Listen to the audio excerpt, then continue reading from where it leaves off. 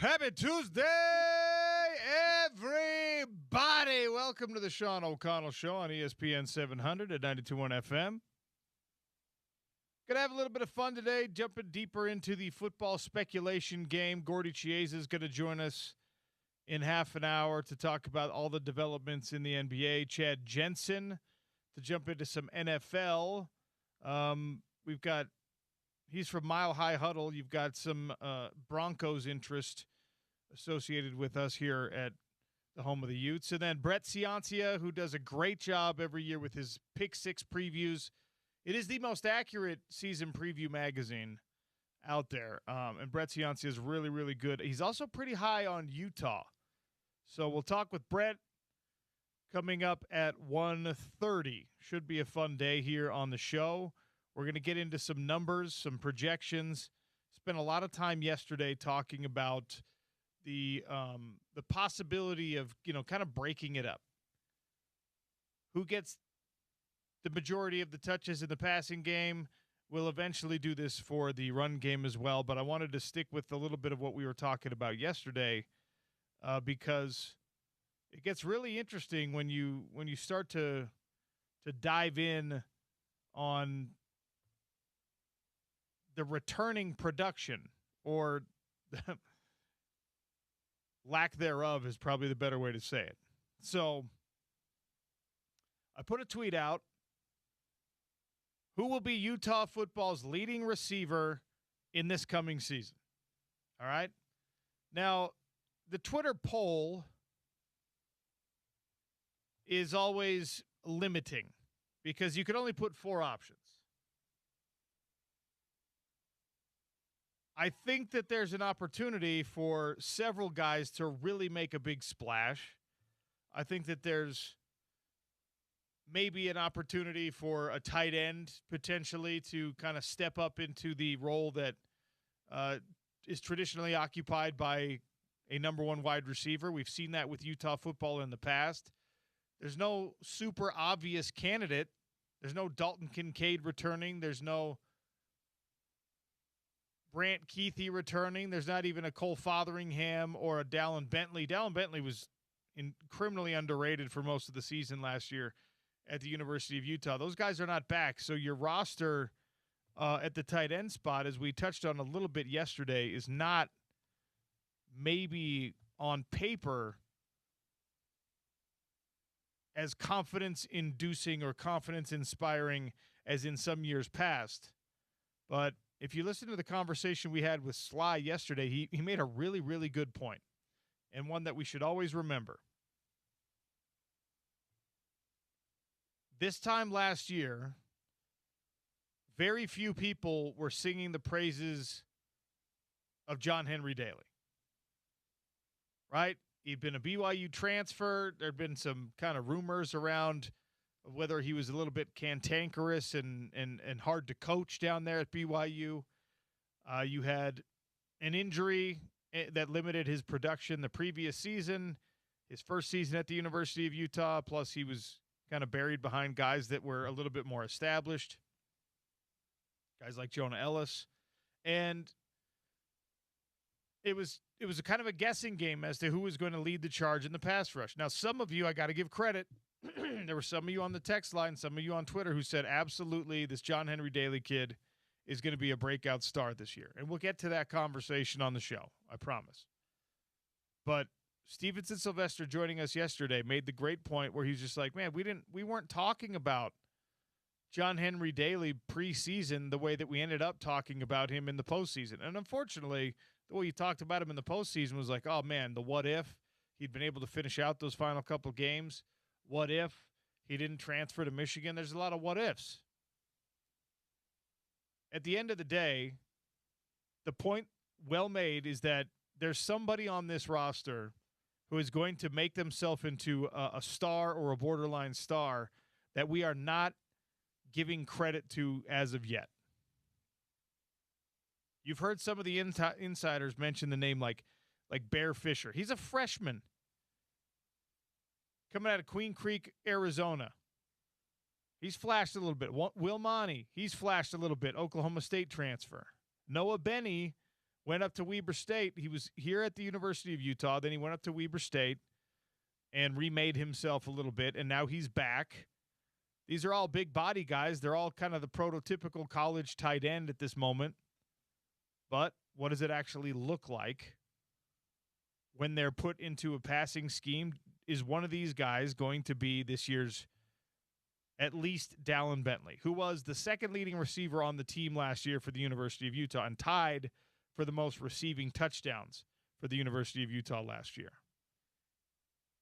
It was very obviously a run-first offense and very obviously a run-first quarterback situation because of the fact that Devin Dampier was not able to really step into his throws, compromise some of his accuracy, the double sports hernia, the groin problem, the ankle issues, everything was kind of working against him on all fronts, and he gritted it out, and you ended up winning 11 games, and you had some good moments, but Ryan Davis no longer in the program, obviously. He's moved on. J.J. Buchanan no longer in the program, and it puts you in a situation where you're now looking for, well, who's going to be the leading receiver? Who's going to be the top guy? Who's going to be WR number one? 877-353-0700. Who is that person this year? The Twitter poll is being put out, but it's limiting. There's only 4 options you can throw on a Twitter poll. So if you want to tell me the other, I would happily listen to you tell me who and why is going to be the other as the correct answer. Last year, Braden Pagan at Utah State University, under the same offensive coordinator who now is at the University of Utah, had 60 receptions for 926 yards. He had 5 touchdown grabs. He had 15 yards per catch. Those are all really, really good, really healthy numbers. All right? Kyrie Scholes, another transfer you brought into the program at San Jose State, played all 12 games for San Jose State, had 59 catches, so 1 catch shy. He had 768 yards. He had 13 yards a catch, 2 touchdowns. So all those numbers chasing Braden Pagan. Creed Whittemore, as much as we love him, he played 9 games for Utah last year. He had 12 catches. I think his role is going to develop a heck of a lot more. I probably shouldn't have even put him on the poll with that kind of number. Not because I don't think he can improve it drastically, but it shows you kind of where we're at with returning production. He's a guy who was at the University of Utah last year. Larry Simmons, same thing. Both of these guys came on later in the season. Both of these guys started to have a little bit more production in the season, later in the season. Simmons had 13 games. He played 13 games and had 15 catches. All right, so he had a quarter of the catches that Pagan had at Utah State University. His yards per catch are almost 19, so he's way up there. Just shy, he had 280 total yards. He did have 6 touchdown catches, which actually outpaces all of the other wide receivers that are in the room this year for the University of Utah, including the newcomers. But when you look at the 2025 stats for the University of Utah, Davis gone, Dallin Bentley off to the NFL, J.J. Buchanan is now in a Michigan uniform, and then you get to Larry Simmons, who was your top returning receiver coming into this year. I don't know what the numbers would have looked like for Hunter Andrews had he stayed healthy. I think that he's just as much of a running threat, if not more of a running threat. So I don't know if he would have been a big-time pass catcher for this team. And as we already mentioned, Creed Whittemore is a guy that we expect to be bigger and better. I didn't put Tobias Merriweather on the poll, not because I don't think Tobias Merriweather is going to have a role at all in the offense, but because I'm trying to garner a conversation and see if people want to actually vote on that poll. You put Tobias Merriweather's name. Maybe I should have. That would have been trolling. A lot of Utah football fans would have raged. They would have felt like they were being rage baited if I had put Tobias Merriweather as an option on the who's going to be wide receiver number 1 at the University of Utah. 877-353-0700. Let me know which of those guys, or maybe it's an other. Maybe your asterisk is, no, it's none of those people that you put on as an option. Braden Pegan, Kyrie Scholes, 2 guys who were brought in to be this. Make no mistake about it. The reason that Utah football went out and acquired 2 group of 5 talents, Mountain West Conference level talents that they thought were under-recruited and had overperformed that level, is because they want them to come in and they want them to show that merit here at the University of Utah. They want these guys to be wide receiver number 1. I think you're totally warranted if you're skeptical that that is going to be the case at the University of Utah. I think that it's a healthy level of skepticism when you hear about newcomers stepping up and having to integrate themselves to a new offense, new quarterback, new team, new level of competition is probably the most important one. But wide receiver is a place where you probably can do that. 877-353-0700. Tell me who you think wide receiver number 1 is going to be at the University of Utah in this coming season. To put some of the numbers that I just read to you in context, and again, these are people that did it at a lower level. Utah State defense, the defenses that Braden Pegan faced at Utah State are not the same as what he's going to see in the Big 12. Big 12 defensive backfields are not SEC defensive backfields either, right? So how much of a drop-off or how much of an elevation of talent against him is this man going to see? Is it insignificant? No. Is it daunting? Probably not for him, because he has the necessary measurables. He's 6'3". He's 210, 215 pounds. He's got great body control. He's got a good vertical leap. He's got incredibly strong hands. These are things that translate, right? There's the greatest wide receiver in the history of the NFL played at Mississippi Valley State. If you've got the traits necessary and the work ethic to continue to push onward and upward with those traits, then maybe you can be a wide receiver number 1 at the Big 12 level the same way you were at the Mountain West level. Or at the new Pac-12 level, if you want to call it that, because that's where Utah State's at now. They weren't when Pagan Pagan was playing there. So he had 60 catches last year, right, for Utah State University, catching the ball primarily from our guy, the pig farmer, Bryson Barnes, right? Bryson Barnes is a lot more similar as a quarterback to Devin Dampier than it's not a direct analog, but it's a similar style of quarterback. A great athlete, a playmaker, occasionally doing some backyard football thing. Not the most accurate passer in the world last year for either of those guys, right? So the catch radius on Braden Pegan was good. 60 catches last year in the Big 12 Conference would have been good enough for, can you guess, what place that would put you in the Big 12? 60 catches? 60 catches. Top 5, maybe? Top 7? It would put him tied for 8th. 8th, okay. For 60 catches. Now, the guy who had 60 catches last year was Chris Hudson of Arizona, and he had 764 yards on those 60 catches. 926 yards for Braden Pegan. You want to take a stab at where that would have put him in the Big 12 wide receiver standings? 7th. Of course, my computer is now refreshing the list very slowly.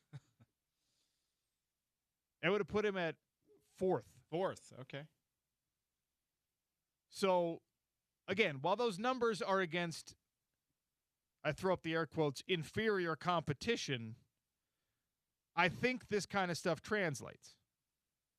Well, 926 yards would have made him a top 5 receiver in terms of yards.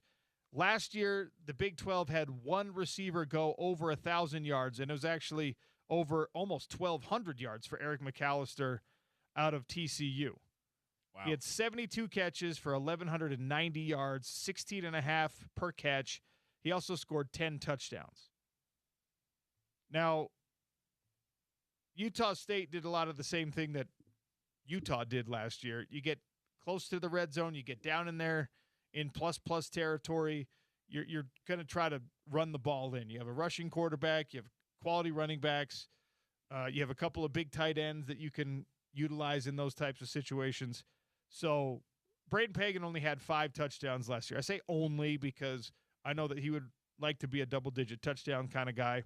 Again, putting it in context, 5 touchdowns is a little bit further down the list in terms of production in last year's Big 12. That makes you a top 21. You'd be tied for 21st with the likes of Jace Brown and Emmanuel Henderson Jr. and some of those guys. Those headline names. Absolutely. Well, Parker Kingston is also there. Hey, there you go. The receiver with the most similar numbers in the Big 12 last year to Braden Pagan in the Mountain West last year was Parker Kingston. Okay. He was 67 catches, 928 yards, 5 touchdowns. I mean, it's almost exact. Pagan a little bit taller than Parker, though. Yes. Right? Yes. Parker seemed to be more of a smaller speedster receiver. Yeah. More of a speedster type. Yeah. Okay. All right, so now we do the same thing for Kyrie Scholes. His touchdowns way down there. He only scored 2 touchdowns last year, which, honestly, what are you doing, San Jose State? The fact that he only had 2 touchdowns feels like some kind of scheme neglect. He had 59 receptions last year, so that puts him right there in that top 8 category in the Big 12 Conference. I think the most likely people to be wide receiver number 1 are guys that are newcomers to the program. Now, I love that the coaching staff, and not just the offensive coaching staff, by the way, but the defensive coaching staff also, I love that they're like, this might be the best wide receiver core I can remember at the University of Utah. There is some coach speak in there. There is some sort of typical everything's kumbaya and happy in a preseason type stuff going on. But we were out there at spring ball. They have some playmakers.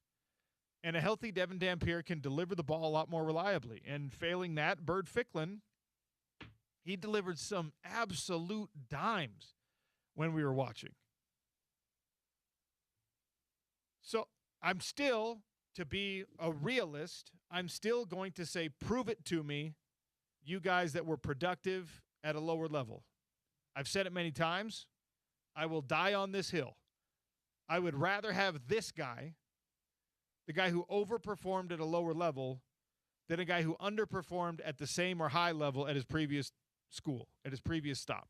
There seems to be, and maybe this is just a feeling that we're all reading into it, or that I'll speak for myself, that I'm reading into it, but in that situation, a guy who's trying to play himself up, there seems to be more of a motivation, more of a hunger to prove themselves at each level that they're able to go up, right? And ultimately at the Power 4 level, like Scholes and Pagan now find themselves at.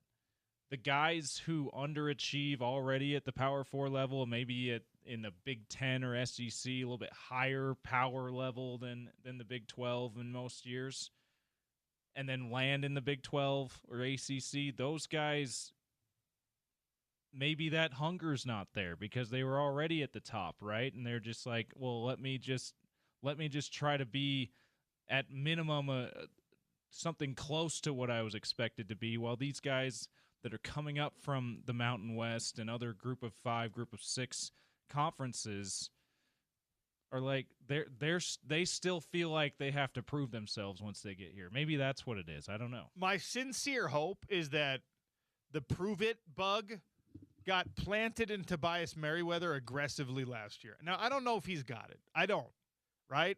I have no ill will against the kid. It just happens. Sometimes your athleticism and your competitiveness, your athleticism and your skill don't match up. It's one of the most frustrating things to see at any level of sport, at any level of football especially, right? We've all experienced this. If you came up in the football world, you had a guy that played on your team who was the biggest, strongest, and fastest kid, but he wasn't the best player for some reason. And if you were not the biggest and strongest and fastest, you were like, what's wrong with you? If I had your body, I'd be NFL bound, right? And the coaching staff, same thing. They're just like, who is this freak? Put him out there. And then they're like, what? Why can't he do what we're asking him to do? Why can't he translate those God-given abilities to success on the field? And everyone tries to fix it one way or another. Some coaches are like, oh, it's a technique thing. Let's really over-index on your technique. Some coaches think it's more of a mental approach. Oh, you got to work on your confidence. You got to make sure. And sometimes the guy or the gal who's the elite athlete just doesn't have it. They're just not built that way. They're just not it's not in them. And I hope it's not the case with Tobias Merriweather, because he can get open. He was separating himself, OC. That was not the problem last year, at least in my eyes. He got separation between he and the defensive backs. He didn't seem to be able to track the ball well, to be able to put himself in a position to come down with it.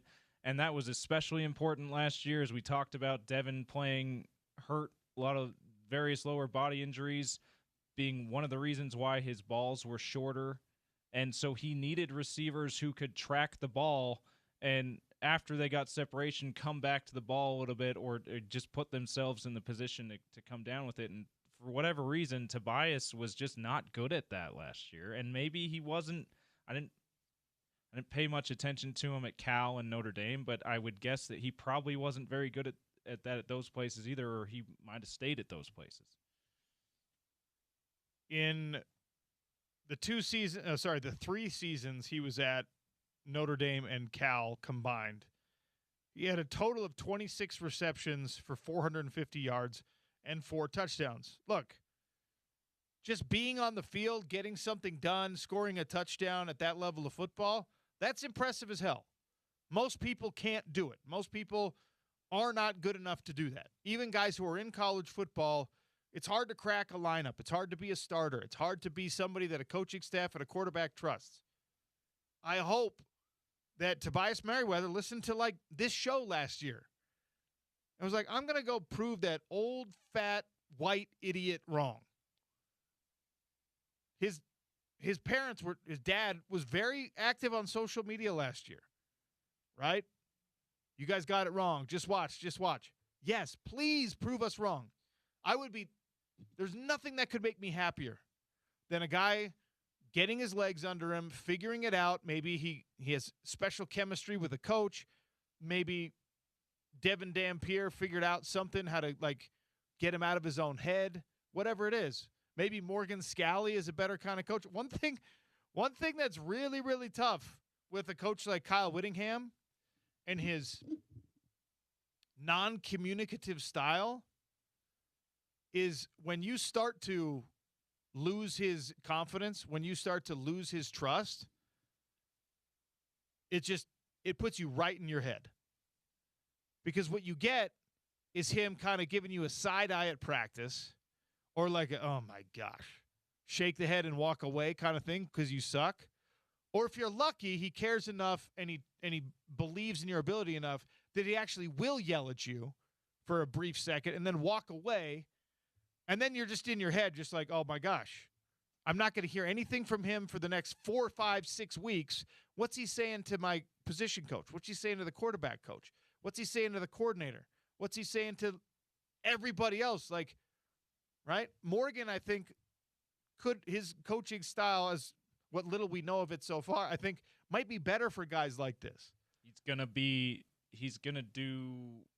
make more of an effort to have more conversations, maybe. Well, I think he's just like it's not even an extra conversation. It's just when he does give you feedback, it's more information. Yeah. And because Kyle Whittingham is a great football coach, undoubtedly, but Kyle Whittingham suffers no foolishness. He has no patience. He's this ultimate tough guy, this ultimate competitor. And honestly, I don't think he really ever I don't think he ever got a good understanding of the mental distress that the modern day college football player experiences, because that's not where he comes from. And that's fine. Like, Kyle Whittingham did a damn good job of saying all the right things the whole way through. I don't know that if there was ever really a deep understanding of, like, what these guys need. And I think the best example of that was the whole Cam Rising, Brant Keithy coming back from injury thing. It was just like I'm just not going to say anything. None of you are entitled to any information, right? Instead of being like, hey, guys, let me go die on a hill for my kid. Let me go die on a hill for my quarterback. Let me be the shield. If you want to be critical, criticize me promising that he was going to be back sooner. Yeah. If you want to be because what ended up happening was it felt like the doctor and Rising were on one side of the argument and Kyle Whittingham was on the other, and just like, we're just waiting. We'll see. The one time he did comment on the situation, other than trending in the right direction kind of stuff, was the the infamous Uno Doctor. And by the way, I don't begrudge Kyle Whittingham that really at all, because the frustration was real and warranted. Yeah. But I think for guys like Tobias Merriweather and anyone else who's been in this program with injury problems or underperformance problems or whatever, I think Morgan Scalley has a chance to be a better coach, to milk more out of those guys. I think he's less prone to just writing people off. I think he's less prone to letting guys get in their own head because of lack of communication. Maybe I'm up in the night about this, but what I think I know about Morgan Scalley and his coaching style and his communication style, I think helps people like this better. Kyle Whittingham's style is perfect for the ballers, for the dudes who are like, I know exactly what I'm supposed to do. I have an insane work ethic. I'm incredibly tough. I know that the expectation is when I'm banged up, I'm going to play through it. Those guys thrive. And you want all those guys. You want 1 million of those guys in your program. You don't want to recruit anything but those guys. But then sometimes you get someone who's a little bit of a head case, someone who's a little bit of a like, oh, you're 6'5", look like Tarzan, play like Jane kind of a situation. I think Morgan will be better at getting that guy to where he's supposed to be. And my hope is Tobias Merriweather inserts himself into this conversation at some point. I think of the returning players that are most likely to be in the conversation for top wide receiver on the team this year, I think it's Larry Simmons. Creed Whittemore is more of the slot guy. His size is limiting. He's not Britton Covey, not quite. He could be a guy, because he's a slot receiver, he could be a guy that leads the team in receptions or gets near the top in receptions, but he's not going to be a top touchdown or yardage guy. Absolutely. He's limited in that way. I think Larry Simmons is a guy that we saw some just absolute flashes of brilliance from. And while it's not as obvious of a path as like the Kyrie Scholes and the Braden Pagan thing, this guy also previously at a smaller school. He was at Southern Miss, right? He played in all 13 games. He really started to come on kind of like BYU game and later. He had like, it seemed like maybe averaged one really good catch a game, whether it was in the end zone or on the sideline. You've talked ad nauseum about his toe tapping abilities, which I was enamored with last year as well. It seemed like on average one a game, even in the early going. But then you're right. I think you're right. It's BYU. He came up with a bunch of big grabs to keep the Utes in that game. And it seemed like from that point on, Devin was able to find him more. So my hope is that Larry Simmons, the curse on him last year was the routine catch was not his thing. That the spectacular, acrobatic, let's go to the replay and see if that toe got tapped down, that was where he excelled.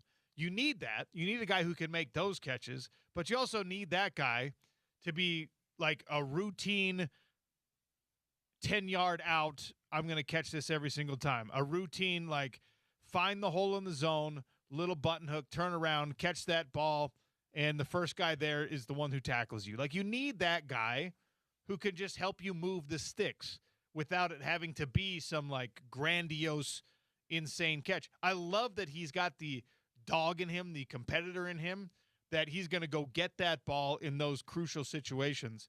But your number one wide receiver is both.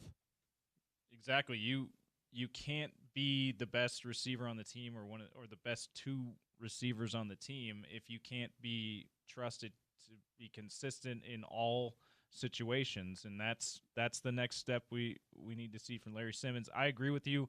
I think that he is the leader, or the guy that should be looked at as the one who could lead the team in receptions or touchdowns, yardage of the returning guys. But I also agree that if I were putting money down for entertainment purposes only, right, I would choose Pagan or Scholes, because those guys just seem to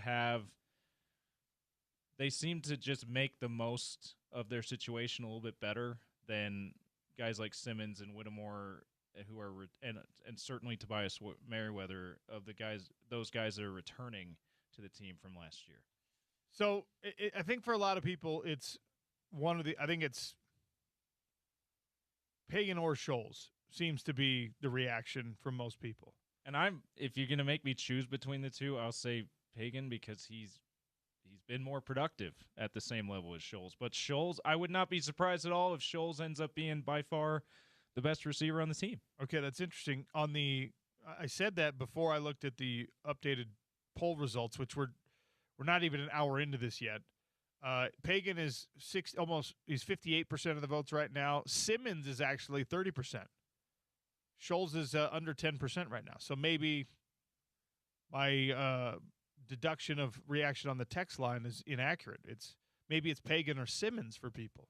877-353-0700, Utah's leading wide receiver this year, which when your coaching staff tells you, hey, this is the best wide receiver room we ever had, I immediately become fascinated, because someone has to be the lead horse in that race. And if you've got the quote-unquote best wide receiver room you've ever had, that means you also have a true number one wide receiver, in my opinion. By all means, let's get some committee work done here too. Spread the touches and the touchdowns around. But we need to know who the number one guy is. And that number one guy has got to have something that looks like number one numbers.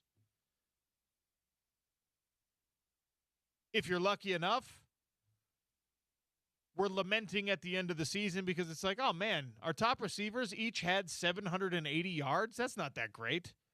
Well, individually, that's not that great. However, if you got a couple of guys flirting with 1,000 yards, that means you had a really productive passing game. So if we're lucky, the number one thing gets convoluted, gets diluted by the talent of both players. But we'll see. 877-353-0700. Tell me who you think wide receiver number one is going to be in this Utah football offense in 2026. We're 6 days away from camp starting up on the hill. We'll be on top of all of it with you on Utah's number one sports talk. Taking a quick break here. We're going to come back with our resident NBA guru, Gordy Chiesa. LeBron has found a spot. The dominoes will fall after LeBron, or will they not? It's the Sean O'Connell Show on ESPN 700 and 92.1 FM.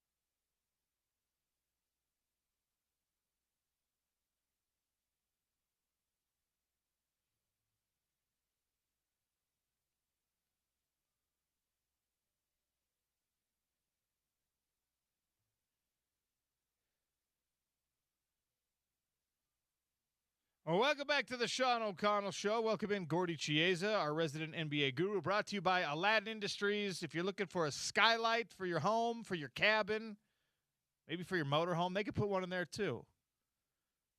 Gordy, welcome back to the show. How are you, sir? Sean, I'm doing well. Thank you.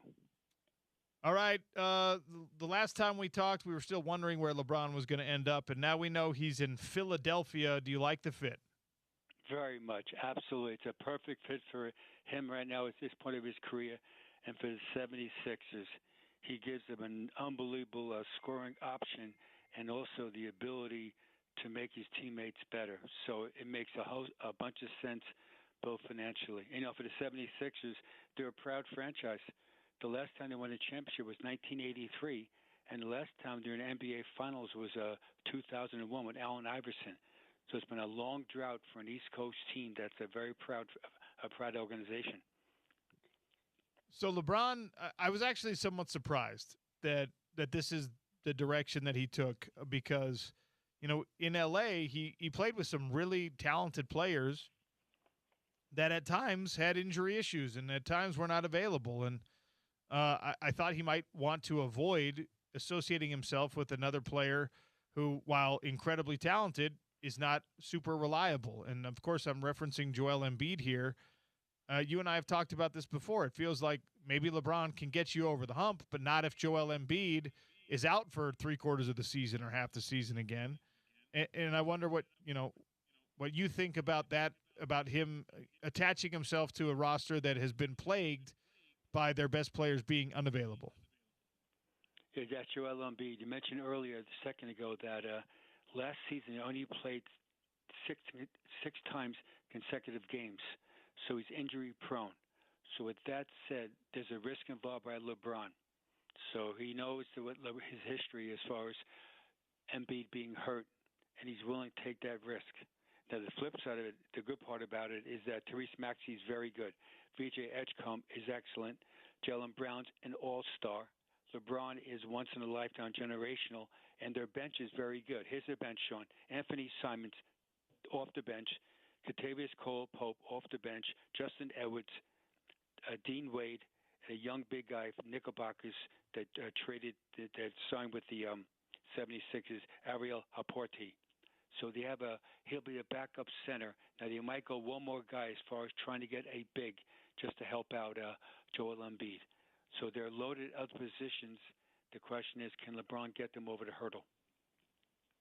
What would that look like? What would that take for LeBron James? Because obviously he's capable of giving you, 20 plus on any given night. I don't know that he can do it for 82 games anymore, or if he's interested in doing it for 82 games anymore. I probably wouldn't doubt that he's capable of it. But what does it look like, the role that they expect LeBron James to play in order to push them over a championship hump?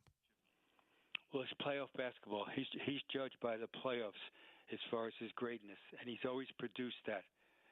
And so the question always is, can the Sixers right now go against the Knickerbockers, the world champion, which would be an intense rivalry? Can they hold off the Celtics, the upstart Detroit Pistons? These are all teams that are very good that they're staring at. And LeBron, in his world, we're talking playing roughly 70 games during a regular season, averaging between 21 to 23 points a game, dishing out 7 assists, getting 7 rebounds, and winning on the road. And in the playoffs, the exact same metrics will be him as far as fourth quarter plays. You and I have talked often the last 3 years about him in the fourth quarter as an elite player. You're judged by making two-way plays, and that's LeBron's as far as absolute repertoire of doing that. So that's why they got him. His contract is absolutely tame. So I saw a graphic the other day that 26 players make more money in NIL in college basketball than LeBron makes this next year for the 76ers. Sean, 26 players. So LeBron makes, the listeners, LeBron makes next year $3.88 million. So there's 26 guys in NIL college basketball to make more money than him. That's completely crazy. But that's where we're at in LeBron's career, but more importantly, in college basketball now. Much. So it's fascinating the off season, the NBA, it should slow down. Usually, the first week, like next week, next week, August 5th, 6th, 7th, 8th, right around there, and so that's when it should slow down. But however, there's still some guys out there that haven't been signed or they're restricted free agents, and they're waiting to try to get another offer or take that qualifying offer from their present team, and then play the next season with the qualifying offer, then be unrestricted July 2027. I just described Jalen Durham from Detroit Pistons. I just described also Benedict Mathurin of the Clippers, and also I just described Peyton Watson of the Denver Nuggets. So it's three guys all restricted. All three teams want to re-sign their player, but they don't want to overpay dramatically. And that's that game with the agents right now. They're saying, no way, our client is better than the guys you have in your team right now, overpaid. And so that's where they're going to try to negotiate and see how it all plays out. It's fascinating. Gordy Chase is our guest here on the Sean O'Connell Show, ESPN 700 and 92.1 FM. All right, so we talked about this. The NBA was kind of waiting for this gigantic LeBron James-shaped domino to fall. Where's he going to end up?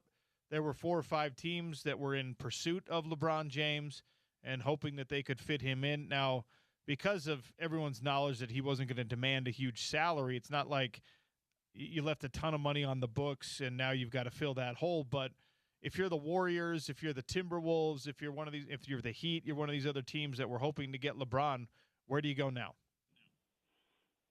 Okay, now you fall back now, and you study the different rosters. And so someone out there right now that everyone's trying to get is DeMar DeRozan, who, again, won't command any money at all. It'll probably be just the minimum 10-year contract, which is $3.88 million. So if you're the Warriors type people, you're looking at him and a guy named Bradley Beal. Both guys would add value as far as with a low contract. They already got paid a whole bunch of money in their career, and those guys are both shot makers. And so teams are looking at them to see where they are as far as getting them. The wild card is Jonathan Kuminga, not for the Warriors. They already had him ready. But Kuminga is a young, talented guy that is out there that the Cavaliers are staring at of trying to get. But the question is always what are the numbers? See, right now, late July, early August, the leverage now is with the teams, not with the players and the agents. And that's when it gets so interesting that you like so-and-so at a certain number, but at a different number you dislike them strongly. But now the leverage now has changed, shifted dramatically. Now it's team-orientated versus the individual player. Also, we left out purposely Draymond Green now with LeBron going to Philadelphia. He opted out. They're going to re-sign him to the Warriors. And also James Harden opted out to see if Cleveland's going to get LeBron James, and they're going to re-sign him also the Cavaliers. So, again, it's almost like a pecking order of the NBA, and now it's going to fast accelerate.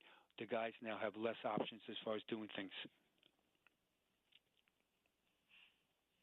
Gordy, when you're looking at the dust settling on these rosters, and we're getting a pretty accurate picture of what everyone takes into the 2026-2027 season, has the power structure changed radically? Has anyone jumped into contention on paper? Has anyone fallen out of contention on paper for you?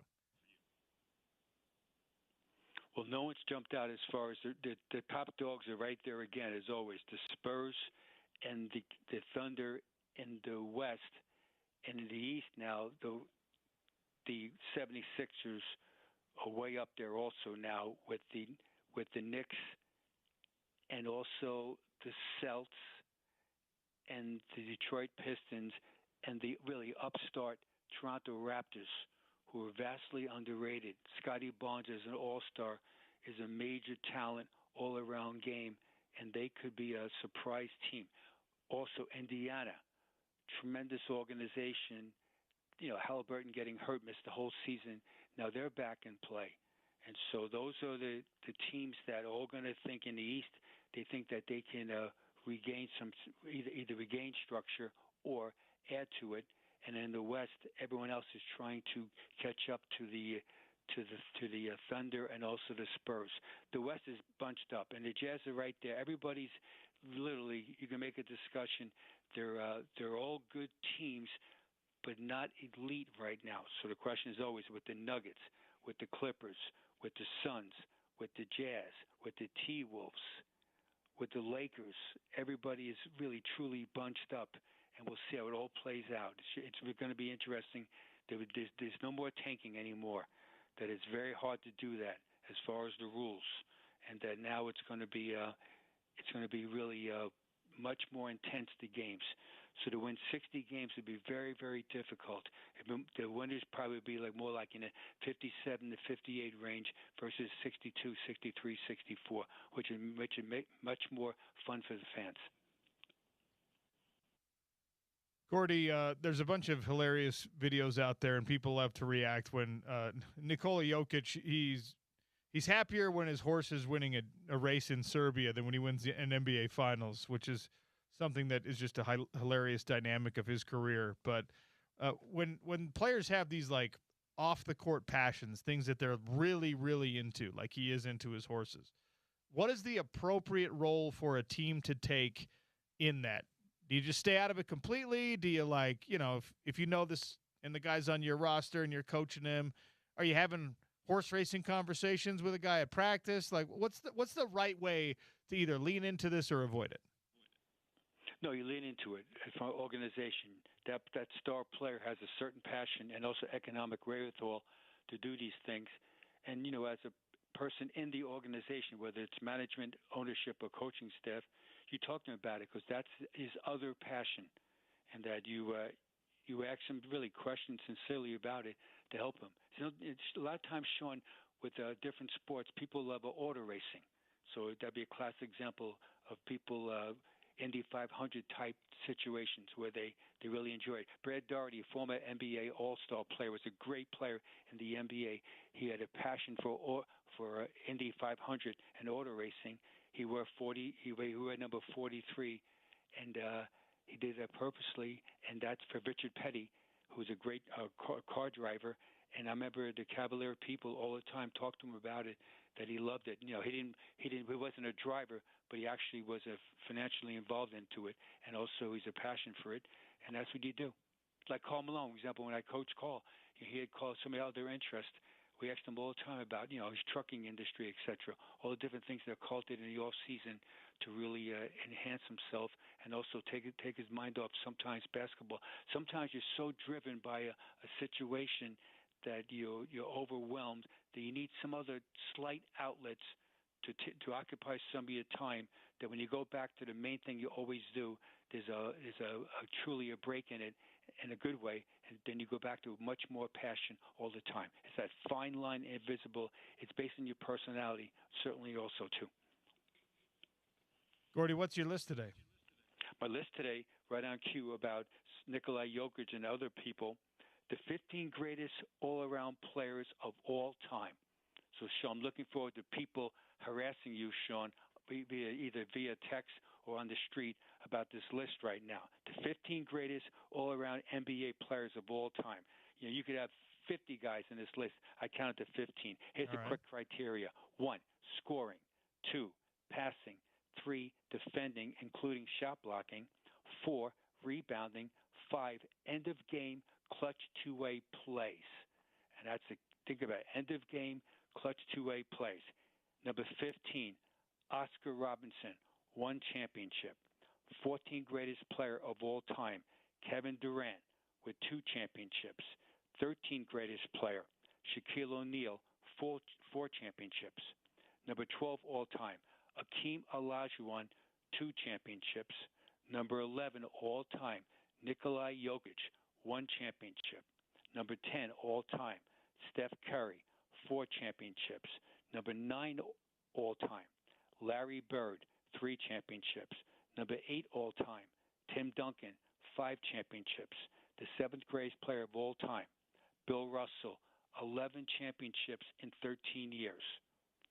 Number 6 all time, Magic Johnson, 5 championships. Number 5 all time, Kobe Bryant, 5 championships. Number 4 all time, Wilt Chamberlain, 2 championships. Number 3 all time, Kareem Abdul-Jabbar, 6 championships.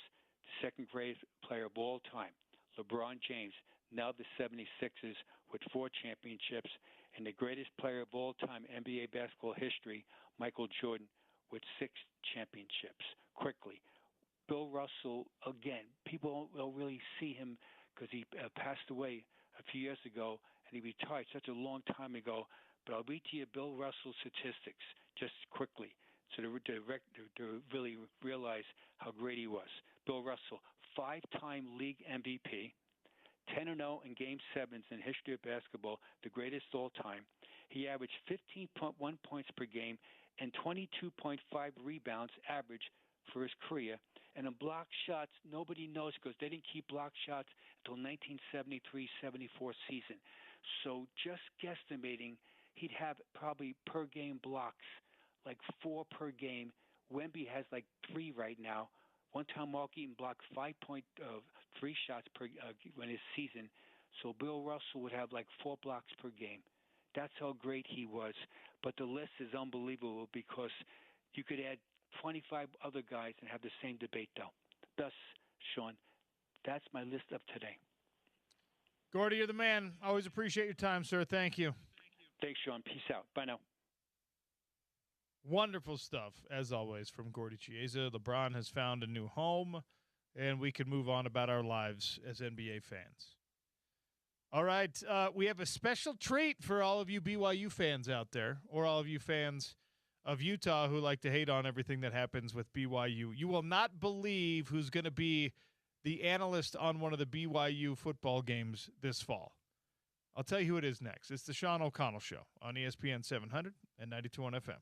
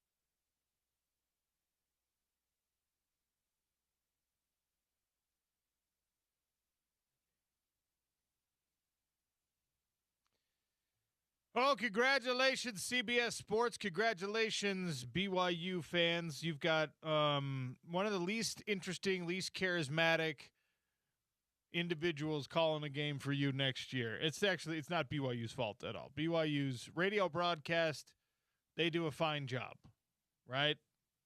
It's the epitome of Homer radio, and I don't say that as an insult. When you're tuning in to the local broadcast, your hometown team, you want Homer radio, right? Greg Wrubell does a phenomenal job. Hans Olsen does a phenomenal job. I don't know who the sideline guy is. I forgot. Sorry. Shout out to you too, though. If you're listening, you can text us to remind us who you are. Yeah. But the national broadcast, and this is, unfortunately, this is your lot in life as a Big 12 team, as a West Coast team, as a Mountain Time Zone team, whatever the blame falls on. It's just part of things, right? Every once in a while, you get the terrible broadcast crew on your games. The guys that, for whatever reason, even in the year of our Lord 2026, have not taken the 15 minutes necessary to learn pronunciations of Polynesian names when you're calling like a University of Arizona versus BYU game or a Hawaii versus Utah game. They're still just like, nope, I don't know why I would spend any extra time this week learning how to pronounce Lotulele or Taumoepenu. Nope, I'm not interested. Even the very anglicized pronunciations that I just threw at you, they can't do. So it's crazy that every once in a while you get these terrible broadcast teams. But I think that that's what you got, BYU, for week 2.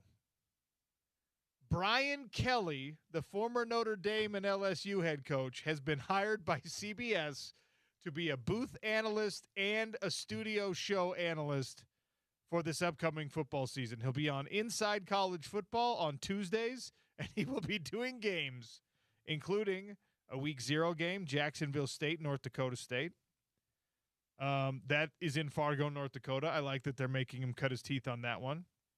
He's also going to call Texas Tech, Oregon State. That is a Week 2 matchup. So Week 3 is when we'll see BYU at Colorado State on CBS. Brian Kelly is going to be on the call.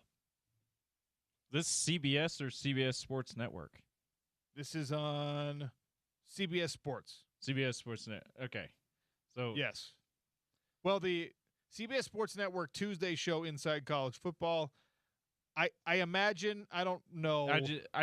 I wasn't aware. I don't know BYU Colorado State if it's on big CBS or I have no idea. I would guess CBS Sports Network because I think big CBS's only deal is with Big Ten games. But anyway, that is going to be terrible. And I know that we should be giving a first-time broadcaster, a guy who's been a successful coach and is no doubt has good insights, right? Some benefit of the doubt, some grace before he even calls a game. But everything that we know about his public persona is that he's got a terrible public persona. He's not a great orator. So why would he be a good analyst? Is he going to care enough to be a good analyst? Here's That's what also I'm excited part of for. his reputation. What I want to see is him when he gets pulled into a Jacksonville State situation, right? You're down south. Are you bringing back your foghorn, leghorn Southern accent? What a great game we have tonight. Is he going to pull that out if he's on a BYU game? Is he going to talk in the Utah vernacular? Is he going to talk like he's from San Pete County? What a great night we're going to have in the mountains. You're going to throw some mountains in there. I feel awesome about this game. Feel awesome. FILL. I feel great. I think this game's going to be a big deal for both of these teams. Everything is for sell in college football these days. He just comes up with the weird little nuanced pronunciations. You know what? I really dig this. I really think this dirty soda stuff's pretty tight. I really do. I can't wait. Okay, so I'd Jacksonville be down State for game another dirty soda. is at the Fargo Dome, so he doesn't. I guess he's got to talk like he's in the show Fargo when he's on Yeah. that game. Yeah. North Dakota accent. Better start working on it, Brian Kelly. If you're Right. going to do it for the LSU folks, you better do it for the North Dakota State folks. Yeah. Don't screw it up. The Bison. Oh, I cannot wait for this now. You know what? I actually want to hear him say bison on that game, even though they over there it's spelled bison, but they pronounce their North Dakota State Bison team the Bison. I want to hear him mess up that badly so that we can just in a regular way. Everyone else says it Bison, but they're not going to forgive him. I should be nice, and you're right. We should give him the benefit of the doubt, but man. Doesn't feel like there's reason to, right? With his recent the way his reputation has just tanked since he left Notre Dame, and it was not even great. It wasn't not even that great sometimes at Notre Dame. How good is this guy's agent? Yeah. I mean, you gotta have an amazing. These are hard opportunities to come by. Now, obviously, he's got a huge name, but these are hard opportunities to come by. And somehow, one of the most. I mean, he is not popular. He is not well liked. No, not even with his former players, OC. Maybe especially with his former players. Now I'll just tongue-in-cheek response to that question, OC, is probably not good enough to get on CBS. He's only good enough to get him on CBS Sports Network, but I digress. Wowza. That's where we're at in college football announcing this weekend. I suppose season, I should say. I'll say this too. I suppose CBS Sports Network is just a half a step higher than the CW, so there's that. I also just stumbled across something that I had zero plans to talk about, but the CBS Sports website also has the ticket prices for the opening games in college football, the ones that are being broadcast. You can go to the Hawaii Stanford game at Stanford Stadium for $15.60. Oh, if you're interested. You can go to New Mexico State, Florida State at Doak Campbell for $21. That's not bad. But then I scrolled a little bit further down, and it gets dire for some of these schools. If you want a ticket to Bethune-Cookman versus UCF at the Bounce House, $6.48 for a ticket. Oh, man.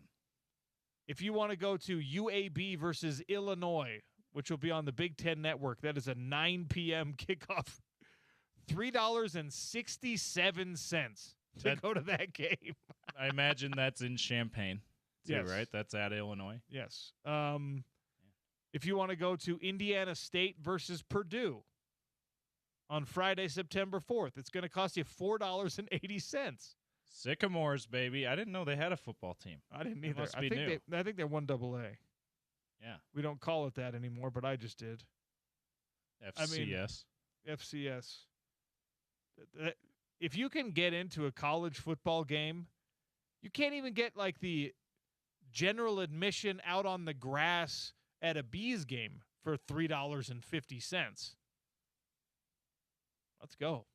I mean, of all of those, and it's one of the higher dollar amounts you mentioned there of these cheap seat games. Doak Campbell's the one that's a historic venue. Yeah, like I would pay $15 to go to see a game at Doak Campbell. I don't care if they're playing Bo Diddley Tech on the other side. Just here's a juxtaposition of what the fan bases are, right? So Hampton versus Maryland is being played. What day is this one on? Let me find out exactly what day in case anyone wants to make plans. Okay, September 5th. So the Saturday of opening weekend. Hampton versus Maryland will cost you $2.40 to go to that game. That's in Maryland. In Maryland. Is it College Park? Yeah. It's going to be on the Big Ten Network. All right. For the price of a medium swig, you can get into a Division I football game. Big Ten game at that. Same time, same day, Utah Tech at BYU. Oh, yeah. That price can be huge. It actually is. Trailblazers got a huge following, OC. James, don't sleep on them. James, this is one of the most expensive tickets of the weekend. Is it really? It's $111 to get into that BYU game. It's $2.40 to go watch Maryland. I told you we got a proud tradition in St. George for Utah Tech Trailblazers. Okay? Somewhere in some office buried in like the Big Ten headquarters, there's somebody whose job is just to monitor ticket prices to these games to assess demand. And I imagine they look kind of like a turtle. They've got some Coke bottle glasses on, right? They're hunched over a glowing blue screen. It's the only light that their skin ever sees. And they're looking at this and they're scrolling and they're just like, wait a minute. $111 to get into Utah Tech BYU? Let's get rid of Maryland and bring in BYU. No, they're going to schedule Utah Tech their first game next year. That's what they're thinking, OC. Oh, hold on here. We need a tune-up game, and this is one that their fans will travel, apparently. Look, we could say a lot of things about BYU, and we do, and about the BYU fan base, and we do. All right? But this is the second most expensive ticket of the opening weekend, of the Saturday of opening weekend in college football. Utah Tech. The only more expensive matchup is Clemson versus LSU. That's bananas. Man, I wonder if it'll stay that way. Even if it doesn't, I'm impressed. If you want to go to an Arkansas game, if you want to see North Alabama versus Arkansas at Razorback Stadium, $8.99 plus tax. Well, sure. I mean, scout it out. Be the scout for the Utes a week early. Be the Connor Stallions from Morgan Scalley and Company. Let's go. Without Morgan or anyone telling you to, you just go there and then like call and be like, I got this info. You send like a video package in manila envelope. It never gets opened. They think it's an autograph request. Some weird swim fan out there just like, Coach, I scouted them for you. All right, thanks. Wow. Have fun with that, guys. Brian Kelly on CBS Sports Network. I will hate watch this. I will tune in to see how bad it is. Well, you're watching every Cougars game anyway, just to do a little scouting on the enemy, right? That's for sure. Yeah, you got to know, especially now it's the same conference. You got to know what's going on with the team down south. This is a great text from 8441. If production meetings with Brian Kelly don't include him taking slow motion 360-degree dance videos with each head coach, I'll be severely disappointed. That is an elite text. You get 500 James Peterson bonus points for that text. Yeah, and don't spend them all in one place, my guy. Shout out to you. And honestly, this probably should be our last point before we break, OC, but shouldn't Brian Kelly, if he's going to try to rehab his image, shouldn't he just lean into some of the jokes and maybe not that far, but do some things that I hear you guys, and I'm going to play along. Yes, he should. He absolutely should. That is the best way to rehabilitate your reputation. It's the equivalent of the Comedy Central roast. That's why people do it, right? You get like kind of knocked down. People are like, oh, this guy's kind of a jerk. Oh, this guy's kind of an idiot. Oh, this guy's kind of what? What do? You get roasted. You have a bunch of comedians, half of them washed up, half of them popular, come and roast you on a Comedy Central stage, and then your popularity goes back up. It worked for Bieber. It worked for Tom Brady, who's now eroding his public goodwill again with the WWE stuff.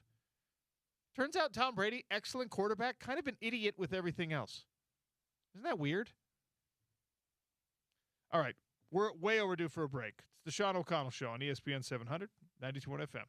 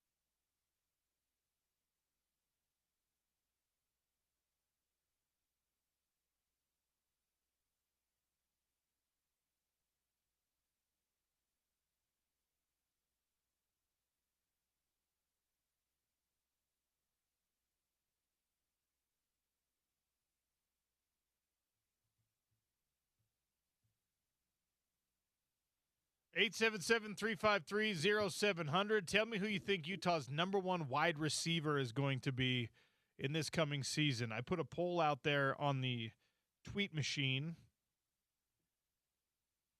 We'll update you on the results here so far. It's only been live for an hour or two, not even 2 hours yet.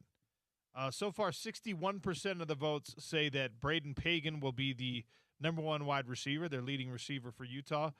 He has the most production of anyone on the roster. Not in a Utah uniform, obviously. He was excellent at Utah State. Big body guy. I think he's got a great chance to be the number one wide receiver. Kyrie Scholes coming in at 5% of the vote. Larry Simmons, our guy, Larry Simmons. Old toe-tapping Larry, 31%. Creed Whittemore / other, under 3% now.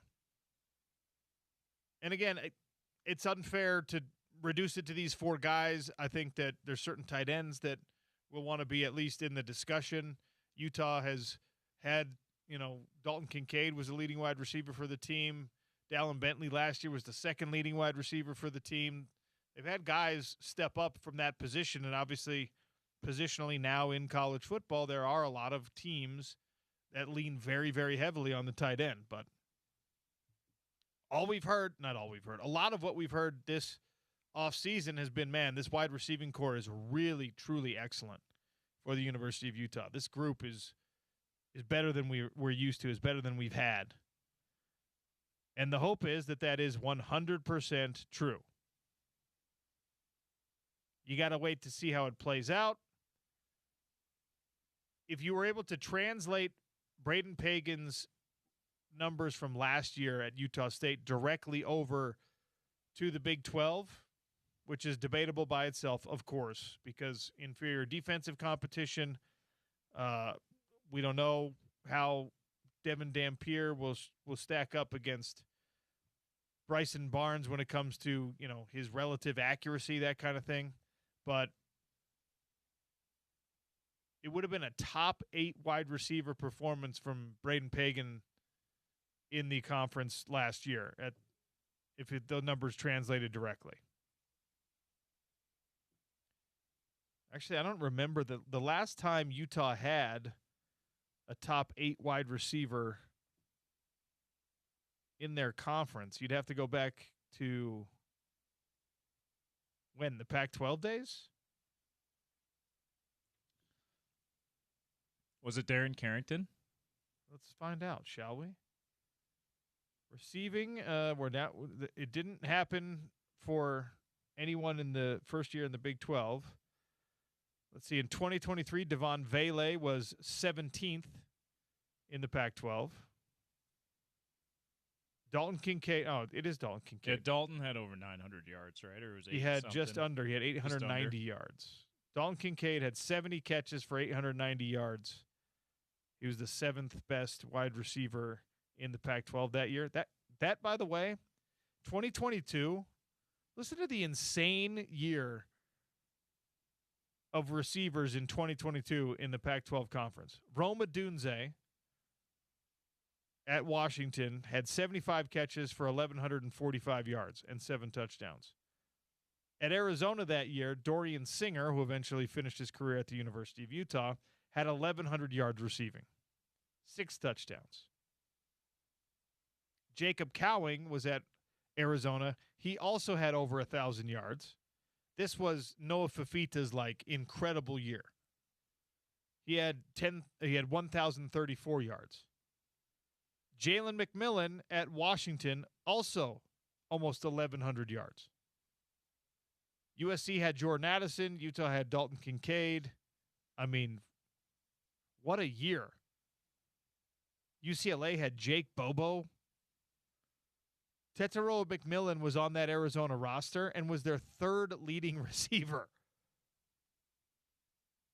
That Arizona team was stacked with receiving talent. Absolutely. And they end up, other than T-Mac, they end up going other places after that. Singer, USC, and then Utah, as you said. But that's quite the room that the Wildcats had that year. So the last time Utah had a top a top 10 wide receiver, a guy who played the wide receiver position, who was a top 10 pass catcher in the conference, was the COVID year. Britton Covey was number 8 in the Pac-12 that year. I would not have guessed that Britton Covey was ever that high. He was the dump down guy, the check down guy, I should say, the possession guy. But there were a lot of games where he certainly when he scored punt return and kick return touchdowns, OC. But there were a lot of games where he had more return yardage than receiving yardage. So that surprised me. But small, five game season, that can happen. In 4 games for Britton Covey. So, Yeah. I mean, it's like, as we have heard many coaches say, that year basically did not count. But that was the last time that Utah had a wide receiver, someone in that position room, who was top 10 in their respective league. I would guess that in a regular year, in a full 12-game year, the last time was probably Darren Carrington. But you're probably right. Yeah. Maybe not. We don't have to go that far. I guess I could spend more time going through the archives, but that is it's a sobering reality. It's a sobering statistic for Utah football fans. And it's something that Morgan Scalley, I think, deliberately has been wanting to address as part of the program identity moving forward. He's a guy that wants to have a truly balanced offense. And that was always the stated goal. And that's always what the Jason Beck offense wanted to achieve, and the Aaron Roderick's offenses wanted to achieve it, and the Norm Chow offense wanted to achieve it. I mean, you go back to whoever. They always wanted to be truly balanced. Coach Ludwig wanted to be truly balanced. Wide receiver has been a difficult blind spot for the University of Utah. And we're getting these claims, these, dare I say, promises that this year it's going to be different. The expectation now is that it's going to be different. The expectation now is that Utah will be, because of Kevin McGivern's history, because of Devin Dampier's presence and Bert Ficklen's presence, because of the room that you have, Pagan, Scholes, Whittemore, Simmons, et cetera, that it's going to be, I mean, we're not expecting 2 1,000-yard wide receivers and 1 700-yard wide receiver like that Cowing, Tetero, McMillan, and like that Arizona room, right? You're not expecting that. You don't have to have 2,700 yards of receiving between 3 guys. But you do want this to no longer be the blind spot. You do want this to no longer be the weak spot. And I don't think it's going to be. I think Utah fans are going to have a weird time adjusting to it, because you're going to be sitting at Rice-Eccles Stadium at some point going, run the dang ball. And this team is going to throw. Who's going to be catching them? 877-353-0700. Text me who you think the number 1 wide receiver for Utah will be in what we have been promised is a deeper room, a better room. Had an interesting text from the opening segment, OC, and I don't know if this texter is saying that they're going to be the number 1 wide receiver, but they believe that Daniel Bray is poised for a true breakout season. They said after torching BYU for 121 yards, he barely touched the ball the rest of the season. This year should finally be his breakout opportunity. So I'll tell you this. On tomorrow's show, we're going to ask that question, preview. We're going to have the conversation about who is this year's fill in the blank, who is this year's John Henry Daly, who is this year's maybe it's Daniel Bray. I mean, we've gone back in previous years, and sometimes you know it's coming, and sometimes you have no stinking clue that guy is going to make the splash that he makes, right? And Daniel Bray might be that guy this year.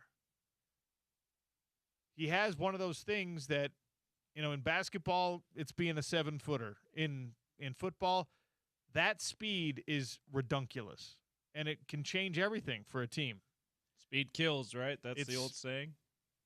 It's so funny because, there was a time in football where Like you go back 20, 25 years, look how gigantic some of the teams were. Look how they wanted their offensive linemen to be like 350 pounders. They wanted their defensive linemen to be 335, 340 pounders. And now you're happy if you have those guys, but they better also run like a 5-flat 40. Yeah, and the running backs, you used to want to have, not all of them were Jerome Bettis size, but you wanted to have at least one of your running backs be a monster, because that guy's going to push people over to get the tough short yards. Now, you certainly have some big boys running the ball, but they're a lot smaller than they used to be. I remember when Ohio State played Florida, Urban Meyer's Florida team, Chris Leak was the starting quarterback. Tim Tebow was the other quarterback, is the freshman, right? And I remember going into that game, the whole conversation was, and Ohio State had the Heisman Trophy winner, right? They had an incredible season, but going into that game, they were like, Florida's just way faster. Even though Ohio State seems to have the better players, the players that we all know, Florida's speed is going to make the difference in that game. They win 41-14, absolutely embarrassed my Buckeyes. And it seemed like it was at that point when the SEC won basically every season after that. And one of the reasons was the game changed from being you just had to be the biggest, most physical team to, hey, if you got a lot of fast guys too who can move really well laterally and they're also comparatively big, you're going to dominate the sport. That's what the SEC did. Well, Daniel Bray, I think, belongs in that conversation. I don't think he's got any shot of being the lead receiver on the team this year. I don't know. I think that it's really kind of like a 3 or 4 person race at the most. I think it's a 2-man race realistically. And I think the people responding on the text line and on the Twitter poll at Real OC Sports or 877-353-0700, I think they've got it right. I think that it's Pagan or Simmons. All respect to Kyrie Scholes, but I'm more confident in one of the other two guys. And I'm not trying to get cute here. I think that it's Pagan. I think that he's just like that guy. That's why they brought him in. That's why, especially Kevin McGivern, right? He comes to a new job and immediately says, I want to go get these guys that I coached before. That's big because he doesn't have to do that. It's probably actually better if you're just like, go get me someone who like checks the boxes a little bit more. Go get me someone, go get me the SEC guy. Go get me the USC bounce back or whatever. And he's like, go get me those guys. Anyway. And it's unique in some ways because we've seen recently, including when Jason Beck got here last year, the offensive coordinator brought his quarterback, right? And obviously that wasn't going to be the case because Bryson Barnes was Utah State's quarterback last year out of eligibility and already was at Utah. But this time he says, I want to bring in the receivers that I'm familiar with. I was going to say that earlier too, OC. I feel like the familiarity with the offensive coordinator, there's going to be some influence there to say, hey, I've drawn up this play. I put Pagan in at this position on this play.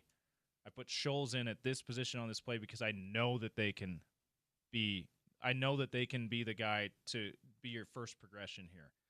And I think that that's going to lead one of those two guys, probably more likely Pagan, to be the guy who comes down with the most catches, most yards, probably most touchdowns too. The road home apple tree is up. You can help Utah kids start school with confidence. 200-plus kids at the road home are going to need your help with back-to-school clothes, shoes, backpacks, and everything else you need when you're going back to school. Utah's #1 Sports Talk invites you to be a child's advocate by visiting ESPN700sports.com or go to appletreeforkids.com. That's where you can find more information, and you can donate now to help kids going back to school whose families are falling on hard times and are getting back on their feet with the road home. Help them out at appletreeforkids.com. More details at ESPN700sports.com. Daily Dump is coming next. Hour number 3 is right around the corner. We got Chad Jensen to talk some Broncos. We got Brett Ciancia from Pick 6 Previews. It's the Sean O'Connell Show on ESPN 700 and 92.1 FM.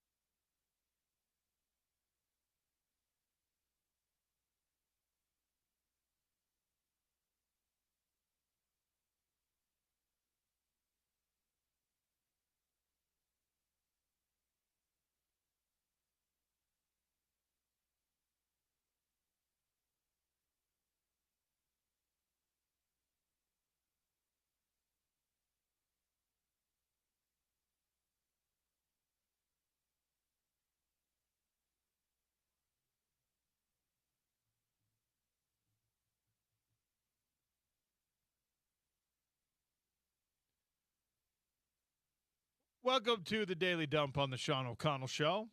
Valley Plumbing, Heating, and Cooling can take care of all of it for you. Excavation, plumbing, maybe your air conditioner's on the fritz a little bit. Maybe you're just looking to get that furnace tuned up before you have to fire it back up in a few months.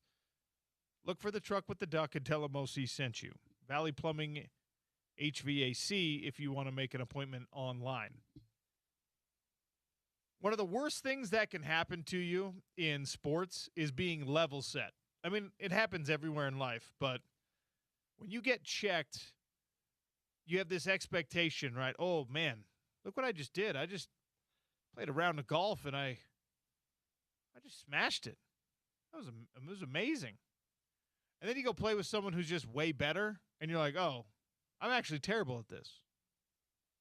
It happens in football every year, unless you're a national championship undefeated team, where you're like, oh, my gosh, these first 4 games, we've scored 50 points in every game, and we're amazing, and nobody else could touch us.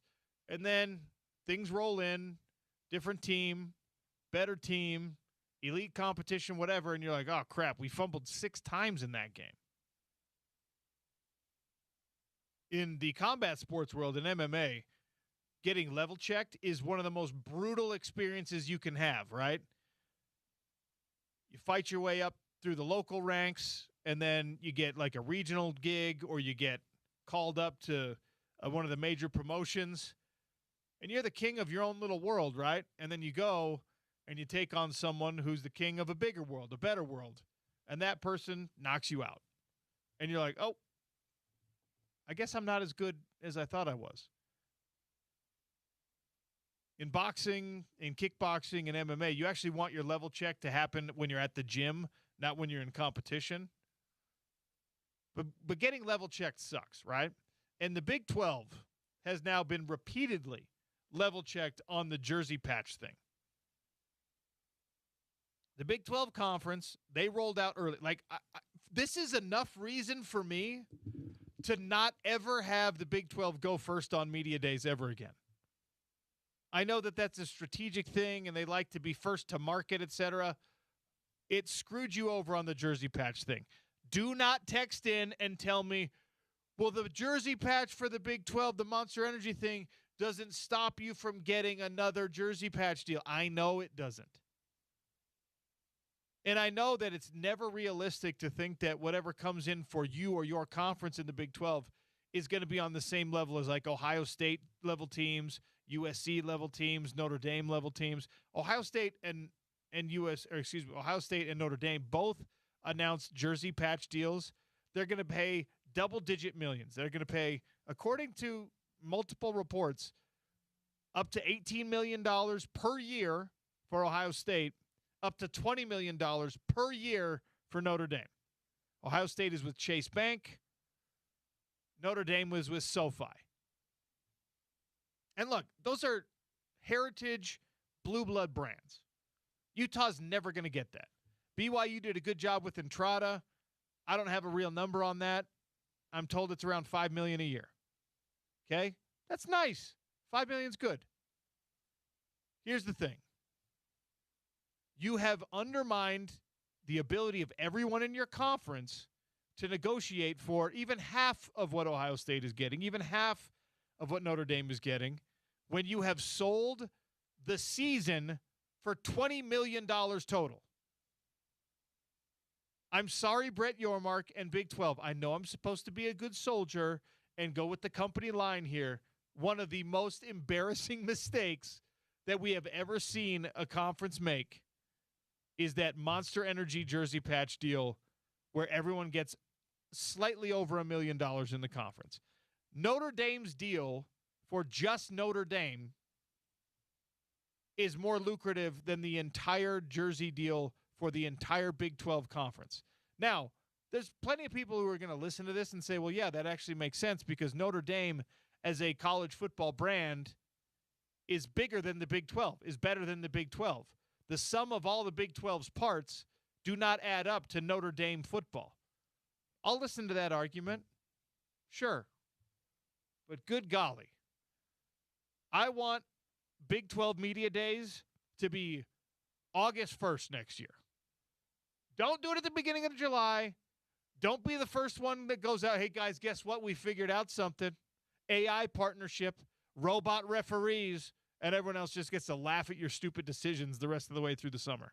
Terrible. Glass LED football field. How about that, guys? Now, I am not unbiased because I know the guy who has the patent on the LED basketball courts. Yeah.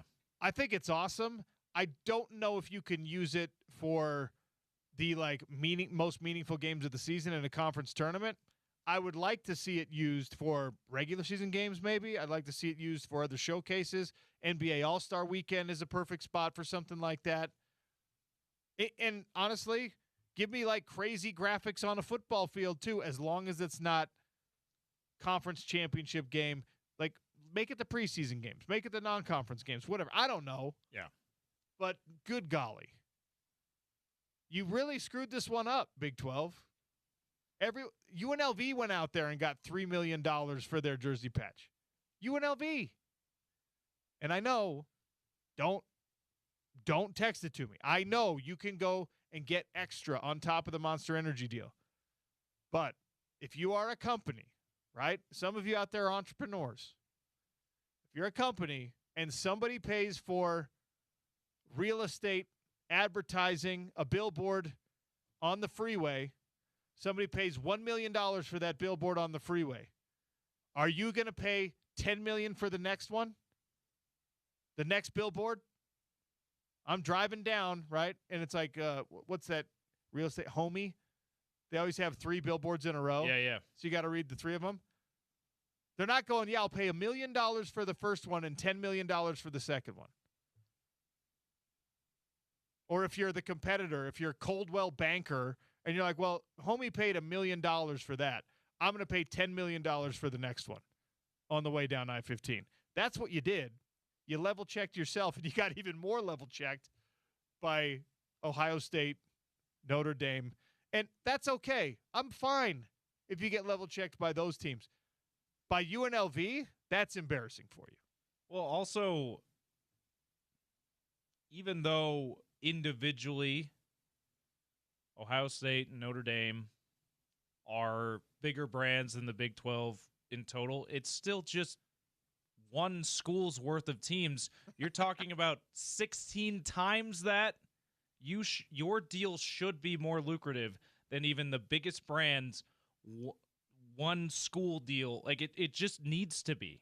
It's just because you just mentioned the real estate thing. You need to make companies like Monster pay for what they're getting, and you basically told them, you know what?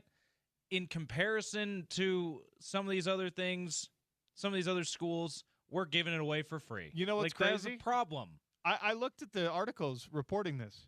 I saw no mention of the fact that you now have to call Ohio State football season the Chase Bank Ohio State football season. Just a jersey patch, as far as I know. I looked at the Notre Dame announcement. I saw no mention of it is now SoFi Notre Dame football. It's just a jersey patch. And you know what? We're gonna play a drinking game on the show. It'll have to be neither of us imbibe, right?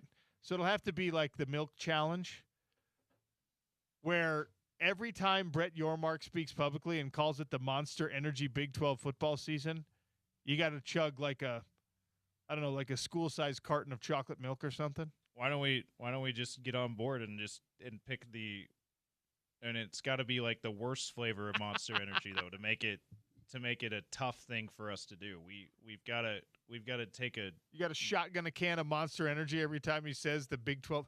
It's just so silly. You screwed this one up, Big 12, and I am embarrassed that Utah and BYU and Colorado and Arizona State and Arizona have to be part of it. I'm just really excited to hear how flag football is going to play a part in this year's Big Stop 12 it. Season. Don't reference that again. It made no sense then. It's making no sense now. Will you be listening to the entire 6-part 30 for 30 podcast, The Betrayal of Shohei Ohtani? I think I might. I don't get into a ton of podcasts, so I'm not the right audience for these things, but I do like the documentary style type stuff. One of the reasons why I love Pablo Torre's podcast is he does that, but he does it all in like one episode, each time. But I think I might. I heard Tisha Thompson on both Dan Patrick and the first hour of the Rich Eisen show, which you can hear right before this show every day here on ESPN 700 92.1 FM. It sounds like we already know everything about this, but the point is not of listening to a documentary or watching a documentary is not necessarily finding out new things. It's to see how they tell the story, I guess. So it's definitely an intriguing story and sounds like very well reported. There's an in-depth report, an in-depth interview with the Shohei Ohtani interpreter Ippei Mizuhara, who initially gave the response or gave the statement that Shohei had agreed to pay all of his gambling debts. And then he recanted that statement. And so now, you go a little bit further down the rabbit hole and maybe you come away with a different conclusion. Maybe you already feel like Shohei himself was gambling and he just had a fall guy. Maybe you are a Dodger fan and you're like, that Shohei would never do that. And this could change your mind, but probably not. Yeah, so interesting. The ESPN article that details this, I'm sure you've read as well, OC. It says that it reminds us that the first interview that Tisha Thompson did with Ippei Mizuhara at around the time of this scandal breaking, he says, I asked Shohei to pay my gambling debts because we were like brothers. We were best friends. We'd become best friends. And Shohei agreed to pay those debts, which would have been really bad for Shohei, even if that part was true, right? Then less than 24 hours later, she sits down with him again, and he basically tells her, I lied. I lied at 24 hours ago. And he recanted much of what he said. So that's an interesting part. There's a part in the article, in this ESPN article, it says the U.S. attorney who was prosecuting this case, one of the attorneys prosecuting this case said that first interview is so damning to our case. It ended up working out, but he's like, that was so hard to overcome because he said that it was Shohei. It was not me. It was Shohei paying these debts, paying my gambling debts. I didn't steal the money, and that were the charges, right? Was theft. And anyway, he said that was so hard to overcome, even though less than 24 hours later, he said he admitted he lied and recanted basically everything he said. So some interesting stuff in there in the podcast. I'm intrigued. I think I'll listen to it. OC, what about you? Yeah, I'll probably listen to see if I can get any new details on this whole thing. But why does it have to be 6 parts long? Yeah, that's a lot. Jeez. Would you, if Morgan Scalley wins a national championship at the University of Utah, would you get his face tattooed on you? 877-353-0700. Mark Cucurella of Spain, he told the media, if we win the World Cup, I'm going to get my coach's face tattooed on my body. And guess what he did? He followed through? He followed through. He got a black and gray portrait of Luis de la Fuente tattooed, I think, on his leg. So I need that to be like like one of those things that unintentionally becomes like a huge thing. Like it's graffitied everywhere now. The caricature of his tattoo is like all over Spain. I need that. I need to become some kind of like shocking movement that like, yeah, our guy got the tattoo. So now coach's face is going to be plastered everywhere in the whole country. All right. I think I'll commit to that. If Morgan Scalley can win a national championship this year, I'm getting a Morgan Scalley face tattoo. Face tattoo. Oh, Not on my face, but a tattoo of his face. Of his face. That was good. I'm glad for your sake, I'm glad you clarified tattoos. that. I can't get any face tattoos. Can't do it. And we're gonna take one of those homie billboards and I'll get a tattoo of Morgan Scalley's face over my face, so it makes me look like Morgan Scalley. There you go. You could be the coach of Utah if that happened. That's dedication from a player to his coach. Look, if we win the World Cup, I'm getting him tattooed, and he did. Wow.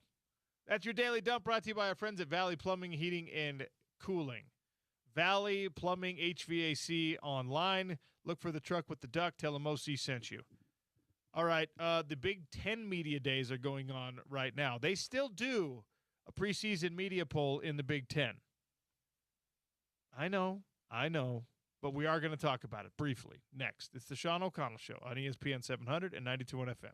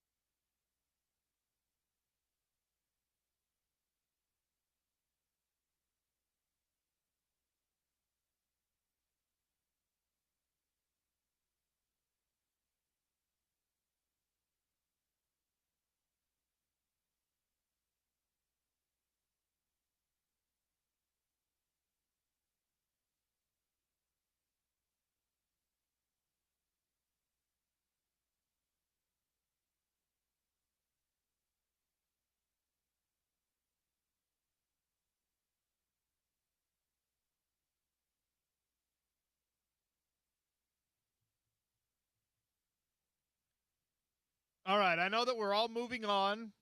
Kyle Whittingham and a lot of former Utes are now in maize and blue at Michigan. Let's all admit to ourselves that we'll be keeping at least a half an eye on what's going on there. I certainly will be. The preseason media poll, which is worth the paper that it is printed on, and we don't really print them anymore, so I guess it's worth even less now, has Michigan football coming in 5th in the Big Ten Conference. A lot of people think that it's a 3-team race right now between Indiana, Ohio State, and Oregon. Indiana, the returning national champs, certainly lost a lot from that very experienced team that was made up of a lot of James Madison guys, but they reload, and their recruiting is looking really good moving forward. They just got the top wide receiver in the class. They got a big D lineman. They're Kurt Cignetti and company are rolling. I don't know if Josh Hoover is the same type of quarterback that Fernando Mendoza was last year. We're going to find out. Ohio State right up there in the mix. Of course, Oregon right up there in the mix. And Michigan comes in number 5 in the preseason poll right behind USC. They'll probably finish the actual season above USC because Lincoln Riley and the Trojans are usually paper tigers. The reason I bring it up, and probably it twists the knife a little bit and it hurts some of you, is because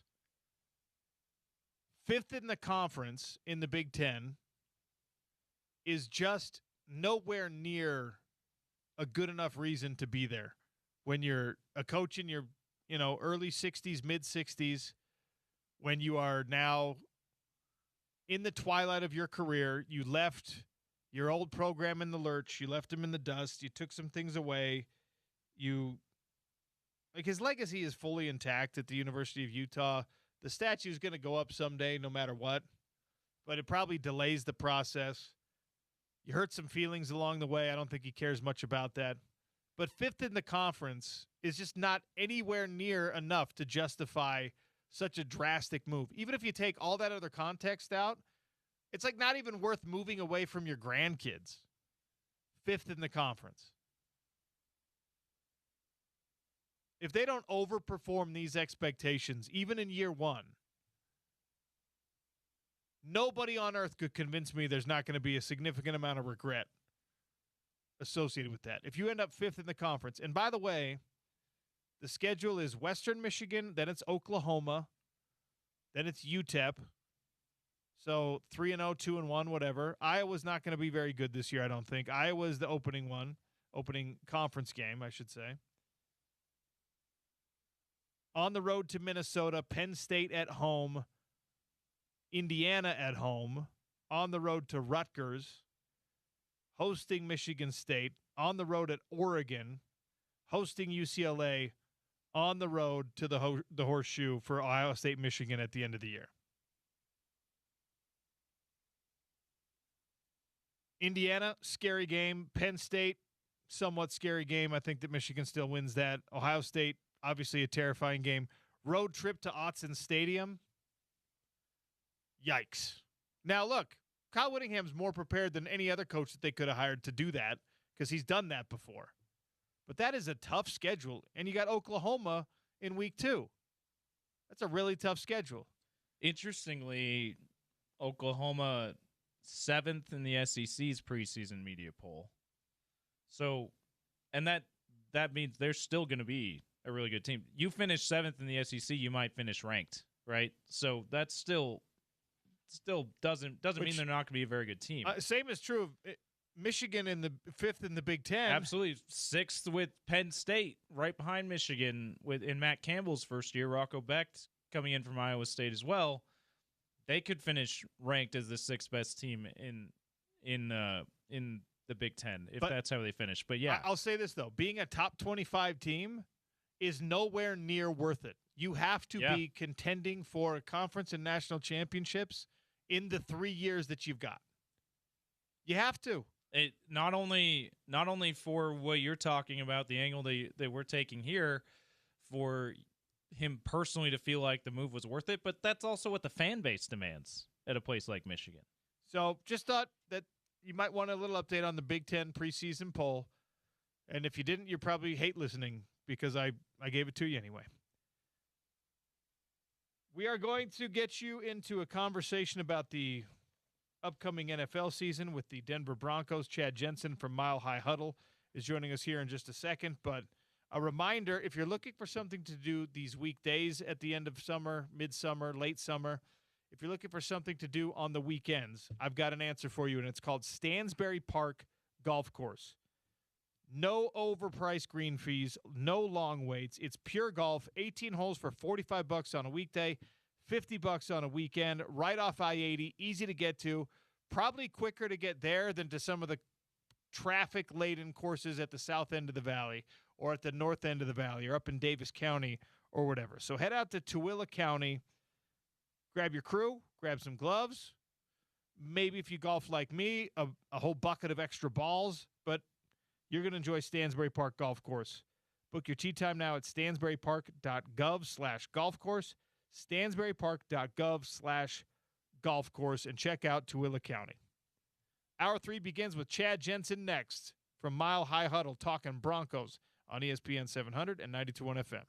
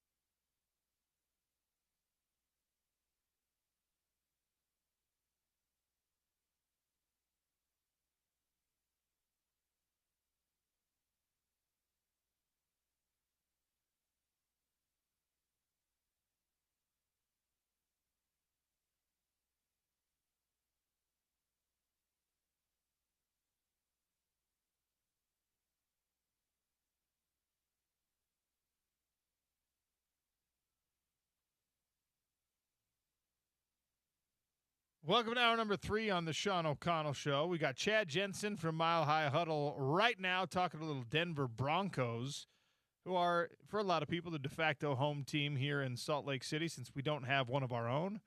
Chad, welcome back to the Sean O'Connell Show. How are you, sir? Doing great, Sean. Thanks for having me. We're the home of the Utes, obviously, as you're aware, and this is a Broncos team that's got, at least in the preseason roster, they got a chance of fielding a bunch of Utes here. 6 guys right now listed on the preseason roster. Of course, Garrett Bowles, his spot is pretty secure. There's guys like Caleb Lohner, who's sort of an experimental, developmental player. You've got Dallin Bentley, the rookie, coming in, also plays that tight end position. Karene Reed, Jonah Ellis. You got all these guys with the fringe-type players, the Caleb Lohners and a rookie and somebody like Dallin Bentley. What are the early reports about what the Broncos think of these guys?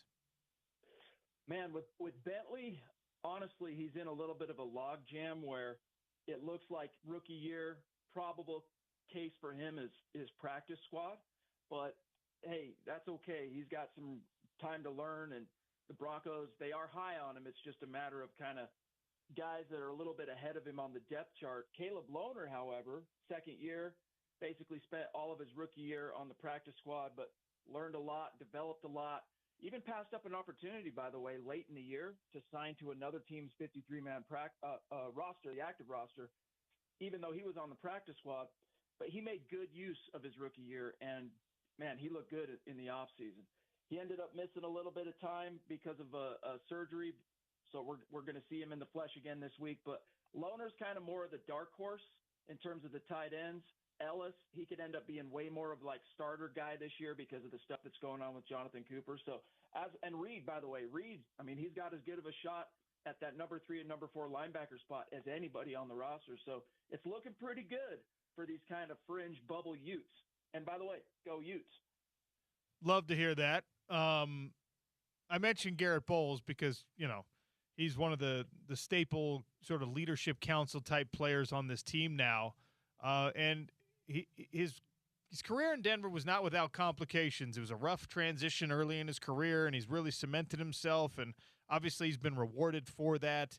He's not as young as he once was. He's not yet old, but, football goes fast. Garrett Bowles heading into his 10th, 11th year. He's 34 years of age now. What's the prognosis on the Garrett Bowles career from the Bronco standpoint? Well, he's definitely turned the corner, and that really happened for him around 2020 is when he kind of everything clicked for him, and he started. I think that was the first year he got some actual accolades, second team All-Pro. But last year was the first time he got both All-Pro recognition and Pro Bowl, first team All-Pro, by the way. So he's one of the best pass blocking left tackles in the NFL, and as we all can remember from his time as a Ute, he's a mean run blocker, and Broncos love that about him. But the good thing about, he's 34, tackles nowadays, if they can manage to kind of avoid the injury bug, they can play deep into their 30s. So he's got some time. The one good thing about Bowles that kind of helps in that respect is, as Utes fans will know, he served an LDS mission, only played 1 year of Division I college football. So for a guy that's going into year 10, the tread on his tires, he's still got pretty good tread, relative to his time in the league. So he's just a phenomenal success story. And, going back, I was just writing about this the other day, just kind of reflecting on that first 2-3 years, man. He was known in Denver as Garrett Holds because of all the penalties, leading the league in penalties. And it's like he just couldn't get out of his own way. And then suddenly, that worm turned for him in 2020, and he's really developed into something special. Big picture outlook for this team right now. I mean, you've always got to contend with the division first and see where you're at there. And, we've seen some movement, some important player movement in the NFL offseason that could potentially either cement teams as Super Bowl contenders again or maybe insert some people into that conversation. So the outlook for this Broncos team from your perspective on, how deep they can make a run. Well, it's kind of tough because their first 6 weeks, let's just say the first half of their schedule is the toughest in the NFL. There's no getting around it. I mean, they got to play the Chiefs twice in the first 8 weeks. They got to play the Rams, the Jags, the Niners, the Seahawks. That's just the first 8 weeks. I mean, it's brutal. But the good news is the flip side of that coin, they have the easiest second half of the schedule. And their two toughest games really in the second half of the schedule are both at home, which is Buffalo on Christmas and then the Chargers in the season finale. So if they can weather that early storm, and even if they emerge from the first 8 weeks at 500, or better, if it's better, hey, it's all the better. But I like their chances of at least winning the division because of how tough their schedule is this time around. I mean, they get the first place schedule across the board. Plus, the AFC West drew the AFC East and the NFC West, which produced 5 playoff teams last season. That's tough. But if they start, they can manage that first 8 games, I think they'll finish strong. They got a really good chance of winning the division because, newsflash, the Chiefs, the Chargers, they also have to play the teams of the AFC East and the NFC West. So that's kind of a little bit of a leveling of the playing field. So it might not be enough just because of the schedule. They might not be a 14-win team that gets the 1 seed again. But I actually really like their odds of repeating as division champs. And then, as you know, you get into the tournament, anything's possible. So they're kind of in a posture of, man, they feel like everything they worked for kind of got robbed from them with the Bo Nix injury, like right going into the AFC title game. So as a team, their mindset is kind of not revenge, but kind of like, hey, man, we're looking to make up for lost time. We're talking a little Denver Broncos football here with Chad Jensen from Mile High Huddle. As the Broncos coming off a really good season, but you did have an injury at the most important position back in January, and that's always, the timelines on recovery are different for everybody. I hear Bo Nix is cleared, but what's the word on how smooth the recovery process has been and the expectations of how quickly he can get back to form? Yeah, so there was a little bit of a blip in the situation. So what happened was the Broncos said, yeah, he's going to go under the knife. He's going to get surgery on his ankle, which is, by the way, the 3rd time in his career that he's fractured that right ankle.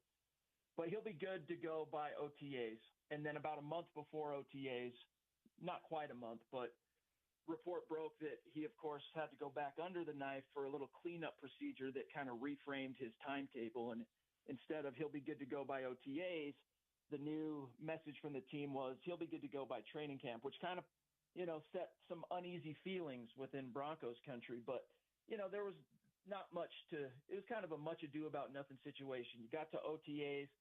He wasn't a participant, but in mandatory minicamp, he participated on both day 1 and day 2, and then they cut it early.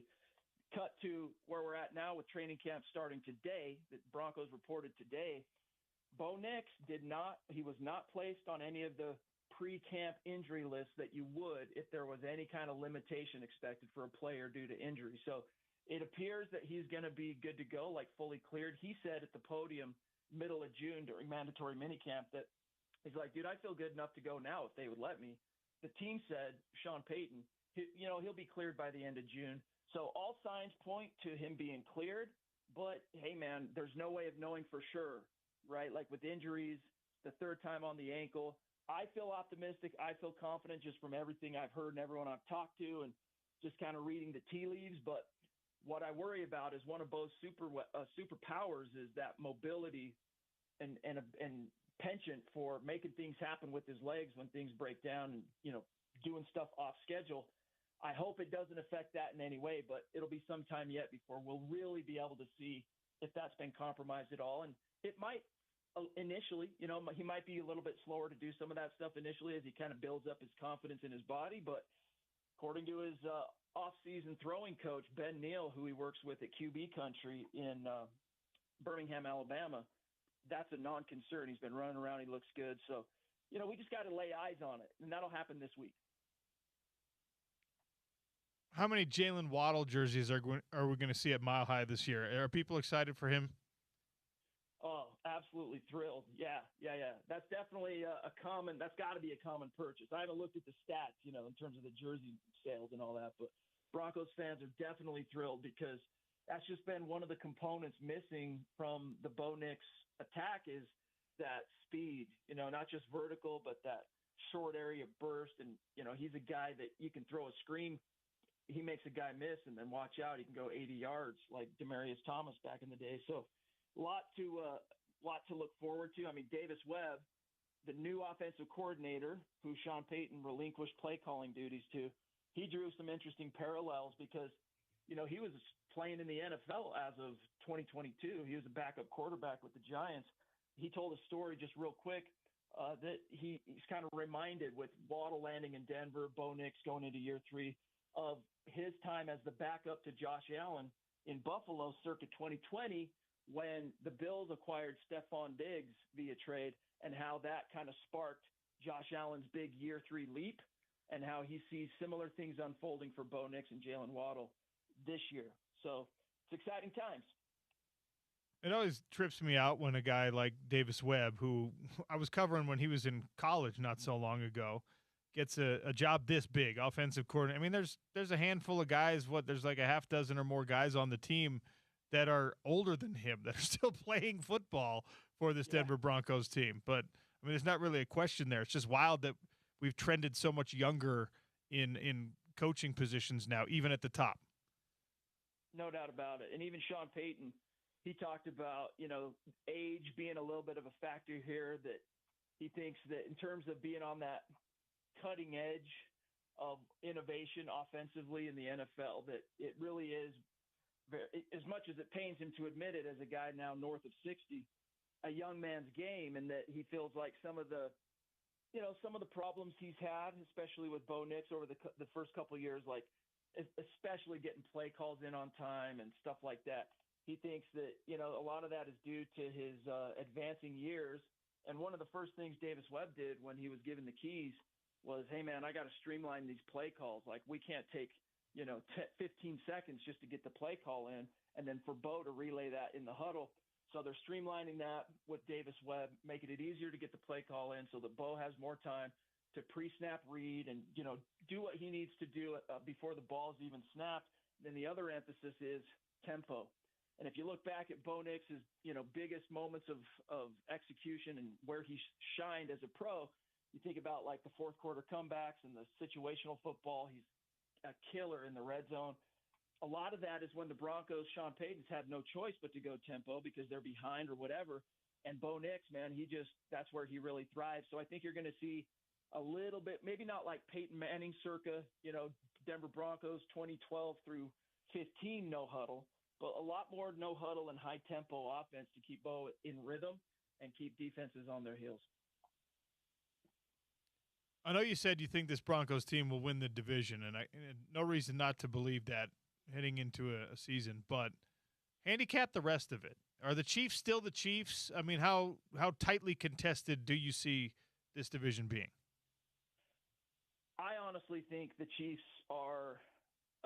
they're going to be a scary team once again this year. Like, I think last year was the outlier. I think, injuries and a lot of other things that piled up. And, after so many years of just dominating the world, they kind of needed that reminder that they are indeed human and fallible. And with Mahomes coming back off that injury, that's the biggest question mark. But I think the Chiefs are hungry. They're out for blood. The Broncos stole the division from them for the first time since 2015. So all those intervening years, the Chiefs won the division in consecutive. I mean, it was basically a decade-long reign. And so they're hungry. They're pissed. They aren't as deep as they've been in some of these Super Bowl teams they've had, like especially on defense, especially their secondary, although they did draft, a corner really high, 6 overall this year. Still, I think their secondary is a little bit questionable. But nevertheless, that offense is the straw that stirs the drink, as we all know, and Patrick Mahomes and all that. So I think they're very much the force to be reckoned with that everyone has kind of come to know them as. But at the same time, this isn't the Broncos circa 2016 through 2022. This is a different animal. So Bo Nix would be undefeated against the Chiefs in his 2 years with the Broncos, were it not for one freak just boggling of the mind, blocked field goal as time ran out that was chip shot.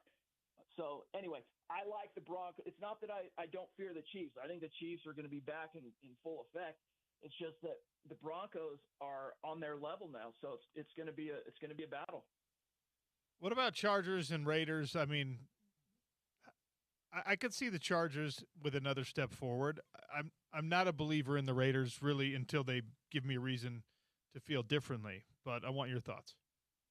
Yeah, definitely. I mean, it's really weird because we've known Jim Harbaugh coached teams to be very physical, detail-oriented, disciplined, all that stuff. And then they usually not only qualify for postseason play, but, hey, man, they'd go deep and they do their thing. The Chargers, though, in the 2 years he's been there, they still find that their way to Charger. You know, when the chips are down, whether it's late in the season, but especially in the playoffs, questions around Justin Herbert as a playoff quarterback, like he sets the world on fire during the regular season and then all of a sudden disappears in the playoffs. But, you know, that's often the story on young quarterbacks. And then they have that turning point moment in their careers. Like that was, if you can remember back, that was the story on Peyton Manning before 2006. You know, he can't win the big one. He's you know, comes basically can't do it in the playoffs, right? He's whatever. And so at some point I do expect that worm to turn for Justin Herbert and the Chargers. I'm just not sure it's going to be this year. I don't know. I'm not huge on what they did in the draft. I don't think they did that much to really improve in free agency. So they're going to be a factor, and this could be a division that puts 3 teams in the playoffs. We'll see. The Raiders, though, I mean, Kubiak is completely untested. We don't know what to expect from him, and the Raiders just have that. You know, I say the Chargers are going to Charger. Well, the Raiders are going to Raider as well. We'll see. They've got a lot of talent now. Mendoza, they brought in Kirk Cousins. We'll see how that quarterback situation shakes out, but I'm not too worried about the Raiders this year. Is there a team that everybody in the league, including the Broncos, are chasing? An obvious Super Bowl favorite for you? I know that the Seahawks obviously coming off a very successful year, and the Rams are loaded up personnel-wise. Is there anyone that you're looking at and saying everyone's chasing them? I think in the AFC, you know, it really is for the Broncos anyway. It's the Patriots. Now, I don't think the Patriots are going to have near the success they did last year, just because people forget how easy their schedule was. Like they didn't play anybody except the Bills, and they only played the Bills because they were in their division in terms of the regular season. So I think they're going to get a pretty solid reality check, but I do think that the coaching staff is of a quality and Drake May is of a quality that they'll weather that storm, but they're not going to be another 14-win team. But they are a team the Broncos want their revenge on. That is absolutely for sure. They want another crack at that. And then, you know, hey, we talked about the Chiefs. We'll see what the Ravens look like with the new young head coach and Jesse Minter. And then, hey, can Joe Burrow stay healthy and the Bengals be a thing once again? And then, of course, Buffalo. You know, I guess if I really got to boil it down, I go, answer the question. It's either the Patriots or the Bills.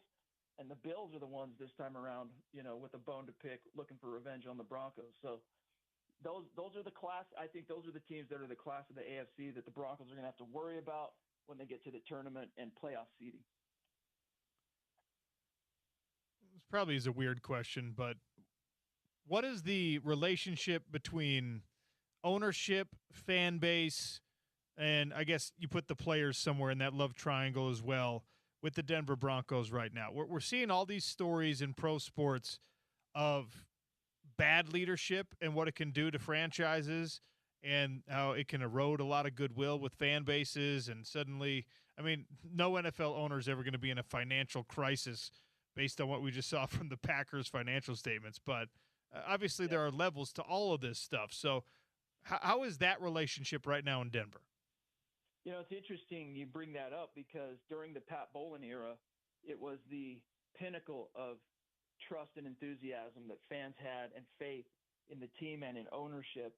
But then when he had to step down because of his fight with Alzheimer's, and the team went into what was called then the Pat Bowlen Trust. It was managed by Joe Ellis, at the time the team CEO, which was Pat Bowlen's right-hand man. For years and years, it was supposed to be a short-term solution to help them figure out who within the Bowlen family was going to succeed Pat. But it ended up just being this never-ending thing, and the team suffered. They couldn't get it right. The money wasn't there. The cash to pay free agents. I mean, the teams are all kind of slave to the salary cap, but the teams that have good cash flow and cash reserves, which is based on ownership and money they make available, they tend to win a lot more when it comes to free agents and keeping players around, signing bonuses, stuff like that. And so the Broncos, that slowly started to erode, and you saw it in the product on the field. I mean, we're talking 5-win team, 6-win team. You know, a good year over that stretch was 7 wins. And then when the Walton Penner ownership group took over, everything has changed. Like, they have invested in the team. I mean, they just unveiled a multi-billion-dollar new state-of-the-art facility that the Broncos players for the first time today are getting to experience, and that's blowing their minds. I mean, it's out of this world, state-of-the-art, cutting edge. And so that combined with a lot of other stuff like the improvements they've made to the stadium, the turf, they're looking at building a new stadium in the Burnham Yard area of Old Town Denver, where it's going to be kind of a Bronco version of Jerry World with the Dallas Cowboys, where it's not just the stadium being state-of-the-art, but like an entire kind of mini township that is meant to be like a Disneyland for Bronco fans. That's coming down the pike sometime between now and 2032 in terms of completion. They're still pretty much in the early phases, but I digress. Point being, Walton Penner Group, they came in, they invested in all the right areas, including the right head coach, you know, spared no expense in having the money ready to meet whatever Sean Payton's demands were. And now they're cooking. You know, it's a big reason why the Broncos have been able to turn the ship around over the last couple of years is the Walton Penner Group sparing no expense and just being a first-class ownership group. So it helps that they are the wealthiest owners in the NFL coming from that Walmart money. But, man, the proof is in the pudding. 33 wins. 32 wins, over the last 3 years since Sean Payton's been the head coach. Division crown. 1 seed. They were a Bo Nix injury away from the Super Bowl. So that goodwill and that enthusiasm that was dimmed somewhat in Broncos country, boy, oh boy, it's back with a vengeance. Well, much to my chagrin, there are a lot of people here in Salt Lake that call this hometown of mine Broncos country as well. So, I think a positive outlook for things in Denver this year. Chad, appreciate you giving us some time today. We'll be checking in throughout the season, all right? Sounds good. Thanks for having me. It's Chad Jensen. Go check him out at Mile High Huddle. And look, there are 6 Utes that could make this roster. That would make them, of course, the most Ute-laden team in the NFL if it all goes that way. Quick break here. Brett Ciancia joins us next. Pick 6 Previews is the #1 most accurate preview magazine of the college football season. 10 years running. We got Brett on next on the Sean O'Connell Show. It's ESPN 700 and 92.1 FM.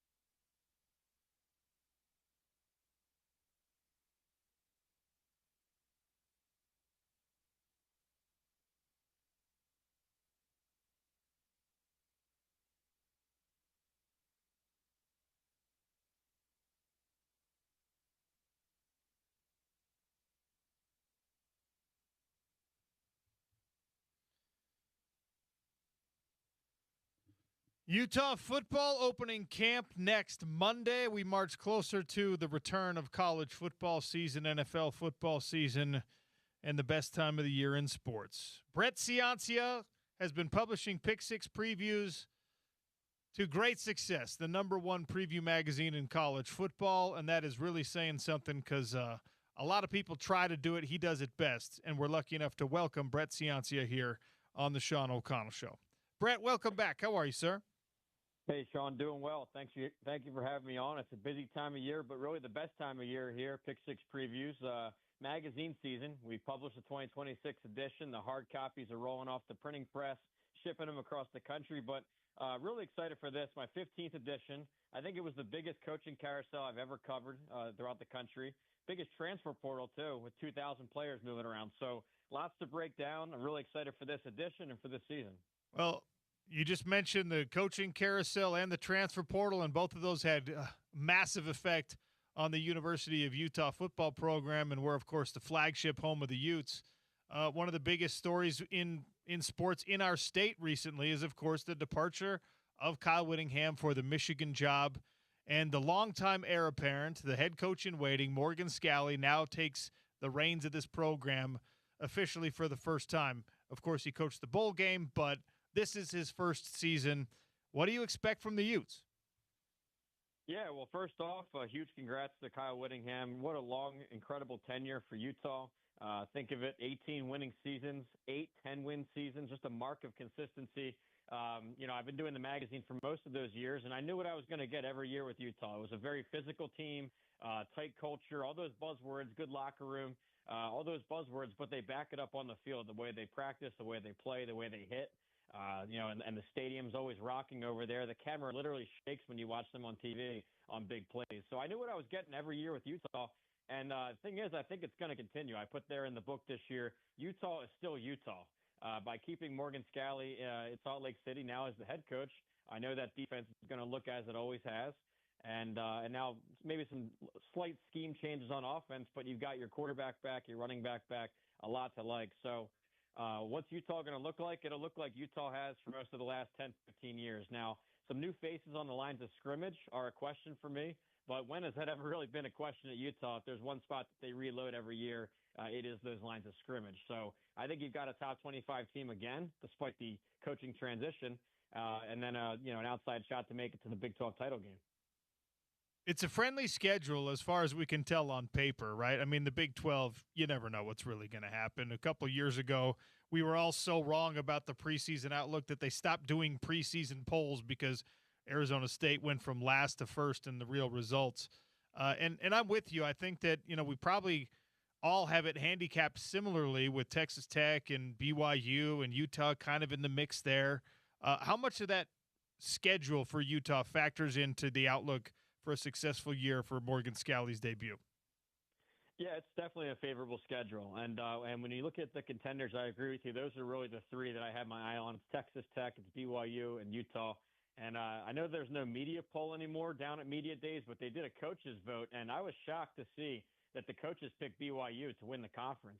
Now, no knock on BYU, that they're certainly deserving of some hype, but how do you pick against Texas Tech the way that they dominated and steamrolled the conference last year? I think maybe might be some off-the-field politicking going on, picking against Tech there at media days, but their talent is undeniable. For Utah, though, you're right about this schedule. It's very favorable for a transitional year. The non-conference looks like 3-0. The tough Power 4 game is Arkansas this year, but that's a team that's also going through a coaching change, massive roster turnover, and dead last projection in the SEC. I've got them 16th out of 16 over there. So it's in Salt Lake City. I see a W. So I see 3-0. And then you look at Big 12 play opening up, and Utah's first 3 games are against my bottom 3 in the whole conference, with Iowa State, my pick for dead last in the Big 12, Colorado second worst, and Kansas third worst. So it really is not outside the realm of possibility. In fact, should be a 6-0 start heading into a huge matchup with Houston. I don't want to get too off track because I want to stay focused on the Utes here, but you just mentioned Colorado, and the outlook is not great there. And obviously, we all got caught up in the charisma train of Coach Prime at one point, and hopefully his health is back to normal this coming season. A lot of struggles with that last year. He's one of the highest paid coaches in college football, and Colorado's not seen the results yet, and they're not expected to see the results this coming season. What does that mean for Colorado's future and for his future?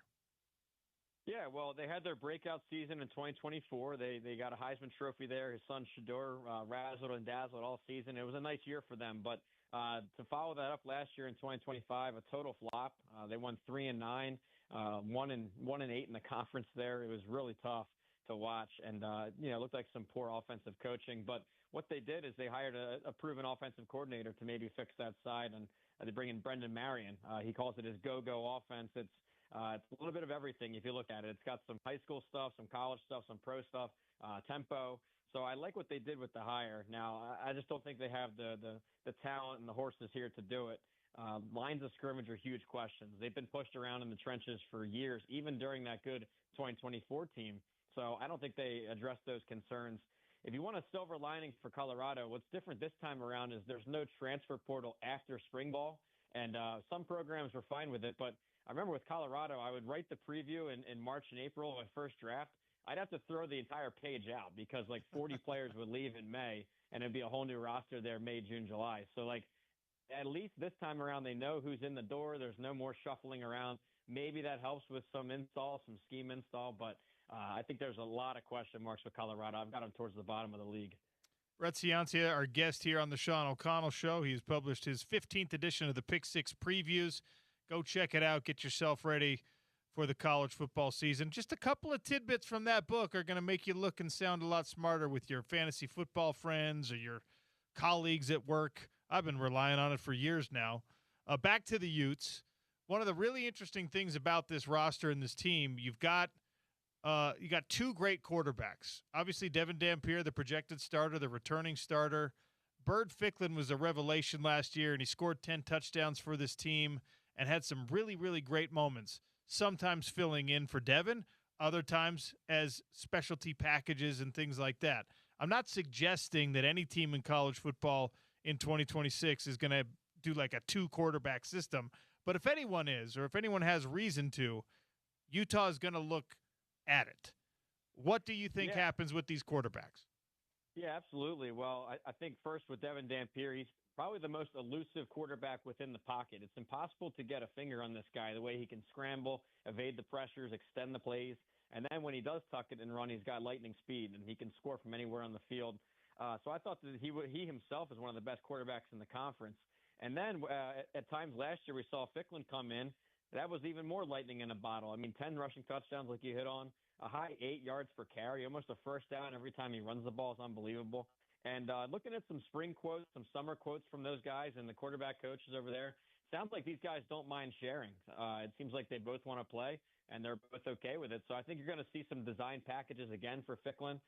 Maybe another year at the college level. Maybe you'll get some more passing in there for him. Maybe it'll work like that famous Tim Tebow and Leak combination back in Florida. But both these guys are elusive runners. I can't wait to watch them play. And knowing that you've got two of them, maybe you get a little bit more daring with some of the run packages with them. So I really like that. That's a huge asset for the team. The wide receiver room has been overhauled. You had guys move on. You had a tight end get drafted and all these kinds of things. And, still the optimism is there. The quotes coming out of the coaching staff is like, hey, this might be the best group of pass catchers we've had. And Morgan Scalley has been here for decades. So he's not comparing to a small sample size when he says things like that. It might be coach speak, but you've seen some of the production at San Jose State from Kyrie Scholes and Brandon Pagan, at Utah State, and now they're coming into this Utah offense under a new coordinator in Kevin McGivern.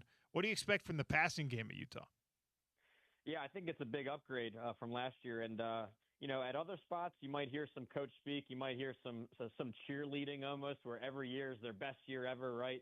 But these quotes are rare to come out of Utah. And it reminds me of last year. A rare quote like that was Kyle Whittingham explaining that his offensive line last year was looking like his best he's ever had. And he's had 25-plus years at Utah. So that quote really stuck with me, and it was true. I mean, they dominated in the lines of scrimmage last year, 2 first-round picks off the line. So quotes like that, they hold a lot of weight when they come out of a Utah staff. So for Scalley to say that, I believe him. I believe what he's talking about here. And When you look at it, you got a pair of 1,000-yard potential receivers coming from the Mountain West. Both guys were all conference out there in the Mountain West. And of all the positions in football, it seems like receiver is able to translate right away to when you step up from the non-AQ to the Power 4. So I think both these guys are legit. It's a nice 1-2 punch to build around. You've got some 4-star kids on the roster coming back. I like it. I think I'm going to take him at face value with that quote. Okay, as we're talking about kind of handicapping the Big 12, and you and I seem to be in agreement there, is there an obvious fourth or fifth or a dark horse right behind that three at the top where you're like, all right, watch out for TCU, watch out for Arizona, watch out for whoever? It's interesting because every year I do the magazine, there's always a couple conferences or divisional spots where it's like a log jam of teams, and it's really hard. I go all the way up to the deadline. This year in 2026, it was exactly this spot. The middle tier of the Big 12 is so condensed, so tight. When you look at TCU, Houston, Kansas State, the Arizona teams, UCF and Baylor, even Oklahoma State, all fully revamped. So wide open pack. Ultimately, what I went with was TCU at fourth. What I really liked from them, it was a quiet offseason. You hear about transfers at Texas Tech and coaching changes elsewhere, but with TCU, it was quiet because they recruit really well on the high school level, and then they retain and develop in-house. So aside from Josh Hoover, their quarterback, they didn't lose a single other starter to the portal, which is really rare in this era. And when you look at their high school recruiting rankings, I should say, number one, 3 straight years within the league, 23, 24, 25. Those guys are now seniors, juniors, sophomores, the number one class in the conference every year. So I like the star power, the talent. It's kind of, very quietly, no one's talking about TCU, but I like them at fourth there. A lot does come down to their transfer quarterback from Harvard, but he's on some NFL draft watch lists. So I like this team to fly under the radar as a dark horse. Is the Big 12 a one-bid league in the upcoming college football playoff? I think it is, but really your best bet to get two in there is to pull an upset there on December 2nd in the conference title game, get the auto bid for the underdog, and maybe have a 12-1 Texas Tech strong enough resume to get an at-large. It reminds me of in March Madness when you have those conference tournaments where you have a bid stealer, where a team goes in, gets the automatic bid, and the loser's still good enough to make the bracket. I think that's your best bet. Because elsewhere, besides that scenario, I just see a lot of the above average teams all beating each other up during the regular season, like a lot of 9-3 action, 10-2s, which unfortunately we've seen 10-2 in the Big 12 is no guarantee. You probably don't get in the playoffs. So it's almost like you got to have a pair of undefeated teams playing in December for the conference title game, or you're going to need a major upset in that game. So I'm going to call for one, though. That's too many what ifs for me. I'm just going to say Texas Tech is the playoff team from the conference right now as we talk here in July. You've done a lot of work on this magazine and talking to coaches and seeing what the rosters look like. How many national championship contenders are there truly in 2026? Wow, that's a good question because as we've seen, once you get into the bracket in January, you can see who gets hot and makes these surprise runs. Like I don't think anybody had Miami or Ole Miss making such deep runs when the bracket came out, and they go out and do it. So that's a really tough question. I mean, I have Oregon as my pick this year to win it all. I think it's the year of the duck. I've been calling for this to happen now with Oregon, but I'll draw the line around 7 teams. I'll call it 7 as we sit here. I like Oregon and Ohio State from the Big Ten. I really like Miami. They upgraded a quarterback with Darian Mensah. It's going to be a vertical passing attack even more than last year. Notre Dame's your pick if you like returning starters. That's your metric you look at the most because they bring back the whole team from last year aside from the running backs. And then you got your SEC field. Who's going to emerge out of these teams? You got Georgia, Oklahoma, Texas. Ole Miss was in the playoff last year. LSU is the storyline of the whole offseason with Lane Kiffin. And we didn't even touch on Alabama. So, yeah, I'll draw the line around 7 teams, but really I'm looking at that top 4. I really like Oregon, Ohio State, Miami, and Notre Dame. Okay, so, again, I don't disagree. 7, 8, maybe 10 on the outside teams, and yet we're still talking about expanding a college football playoff when none of us truly believe there are 24 or 32 or 16 teams that are really national championship contenders. Do we eventually get a bigger field? I hope not, Sean, to be honest with you. I'm really I love the regular season, and I like to say this. For those that want the expanded 24-team playoff, We already have it. It's called November. All these key matchups in November, that's where the cream rises to the top. You have these games where the teams are 8-0 versus 8-0, and you're knocking each other out. You keep going and going and going. By the time you get to December, it's pretty obvious who the title contenders are, and we've already proved it on the field for the most part. So I know there were some tough cases, like BYU was left out last year, but they did lose to Texas Tech twice by 20-plus points. They had their two chances and got blown out twice by a playoff team. So, I like how it is with 12.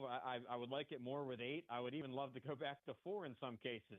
Maybe change how the teams are selected. I don't really trust the committee being involved with all these, athletic departments and TV deals. So if there was some kind of like a BCS formula with an 8-team bracket, I think you could get to a perfect scenario. But anyways, I don't work for TV companies, so I don't have the revenue in mind like they do. It's a whole different ball game.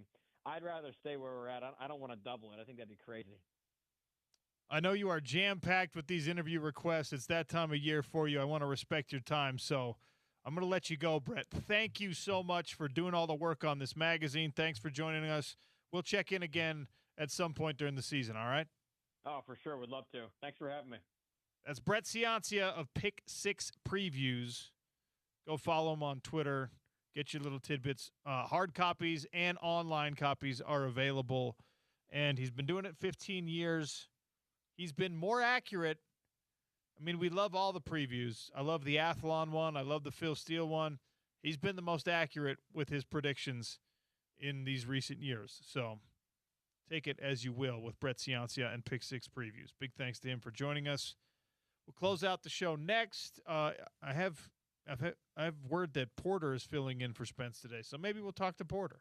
It's the Sean O'Connell Show on ESPN 700 and 92.1 FM.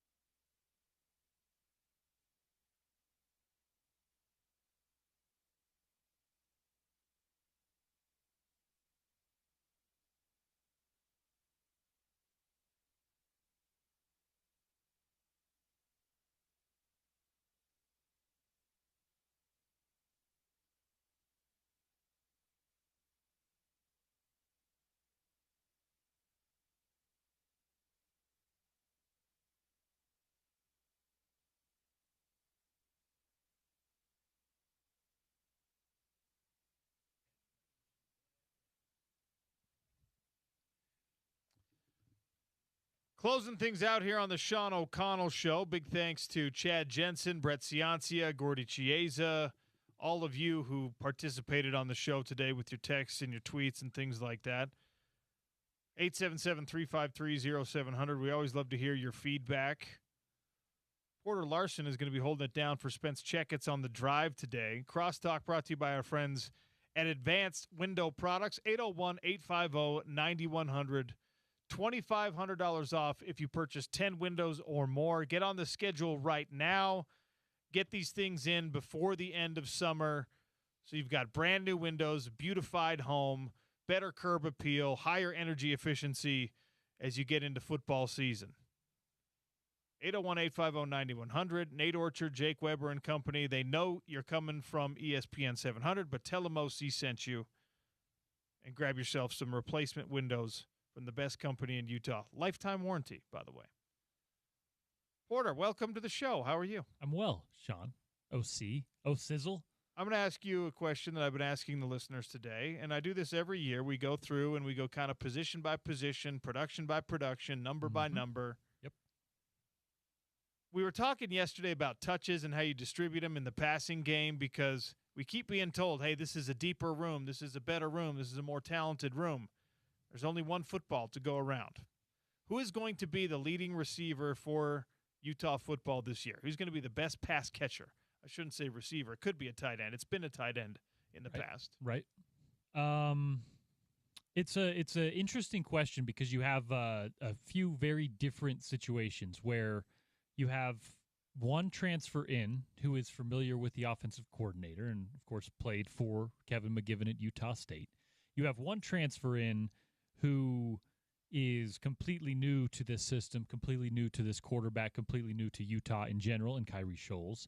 And then you have the returners. I'm going to put probably Larry Simmons up there at the one, who was, not necessarily a standout number one last year, but he showed flashes. Absolutely. Right? Really good hands, really good catch radius, his awareness at the sideline, a lot of things that show what he could be in one Larry Simmons. And then, you have, I guess, some wild cards. You have Noah Benny at tight end. Hunter Andrews is going to be more of a, well, we'll see. In this new offense, we'll see what Hunter Andrews is. Yeah. Semi Tuolonga? If Sebi ends up being your lead receiver, as much as we would love it, you're in trouble.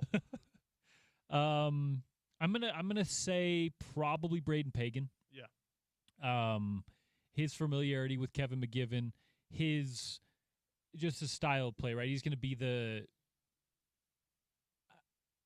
I guess, kind of not an outlet, but a safety valve at a lot of times. I think he's probably gonna be your leading receiver. Creed Whittemore may have almost as many catches, but probably not as many yards as Pagan. It's a good question though, because it's a room that, while we're hearing a lot of optimism for this room from up on the hill, we saw good things in spring. We haven't seen it as a unit at all, really, with all of these pieces. So it's going to be interesting, and of course, a new guy calling the plays. It's foreign territory, honestly, for Utah football to have that many options that you think are actually going to be a big deal, right? I mean, even when you were feeling confident because you had Dalton Kincaid and Brant Keithy and Britton Covey, you weren't like, we also have fill in 4 more wide receivers that you're excited about, right? Sometimes in the spring we do. Well, occasionally in the spring you'd be like, Raylan Singleton is going to have the best year of Utah football history, and then it never. Who's this Josh Gordon guy? It never really worked out, and the returning production is limited, like you said with Simmons, Whittemore to a lesser extent. The production that you can call semi-returning because it comes from other schools is actually it's a really healthy. They're really healthy numbers, right? You got like 1,800 yards between Scholes and Pagan on that. And if you translate Pagan's numbers from Utah State directly to Big 12 play, That's a top 10 wide receiver in the Big 10 in the Big 12 last year, which I don't know if that's necessary or if you can do it by committee where you can have him at 560 yards and Scholes at 480 yards and Whittemore at 420 yards. It's better if all those totals are higher. And I think that this is going to be a year where Utah football fans kind of have to get used to Kevin McGivern's tendencies. When he's looking for a third down conversion, he's passing the football more than he's running the football, or at least as much as he's running the football. At least he has at previous stops. Maybe not with the personnel this year, but it's all kind of up for grabs when you get into real gameplay. We do this thing almost every offseason at Utah where you're looking for that number one guy, that number one option, that, you put him on the scouting report at the top of the list, you put him out wide, and he beats everyone one-on-one. You got to double team him. We look for that every offseason. Yes. And then we get to the year, and what was the last 1,000-yard receiver? It was Drez Anderson. Darren Carrington came close. And I think we see that again this year, not necessarily because there's no one there, but because it is by committee, because you have a bunch of weapons that you could mix in there. And you have a guy in Kevin McGivern who really likes to give his quarterback a lot of options in the throw game, right? So you even go back to Utah State, and you mentioned Braden Pagan, 900 yards.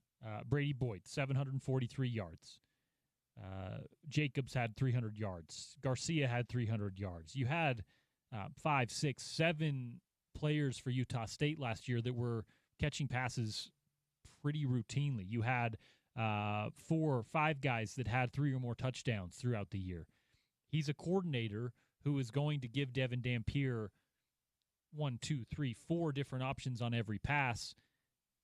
That a lot of times doesn't equate to having a 1,000-yard receiver, having a number one guy. Now, one of them is going to lead the team and be a number one, but he's not going to be the what was it in Madden where you had the college football? You had the blue star underneath them because they're like a breakout or a standout player. Yeah. I don't know that you have that guy on this roster, but I don't know that you necessarily need that guy on your roster when you have a Devin Dampier, you have a Burt Ficklin, you have a solid wide receiver core. Throw in Hunter Andrews, however the hell you want to use him. Daniel Bray, Mana Carvalho, if you want to use him on the offensive side.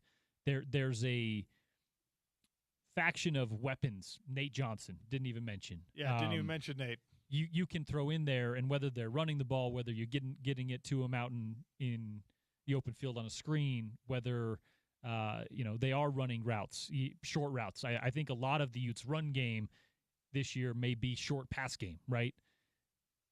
You may not need Terrell Owens. You don't need, Like, there's no Randy Moss on this team. No, and I don't know that there will be. And honestly, I feel opposite about the wide receiving core as I do about the running backs. I like a bell cow back. I like a guy where the defense knows, the offense knows, the fan at the top knows, the guy on the sideline knows. Everyone knows on 3rd and 3 who we're handing the ball to. I like that. Yep. Because it's just like me versus you. Let's go. And great to have someone behind him who's capable, who can come and spell 100%. 100%. But yeah, I'm with you on that. But and running back, I am a firm believer it's a position of rhythm. Yep. And like your second 10 carries should be better than your first 10 carries in a game.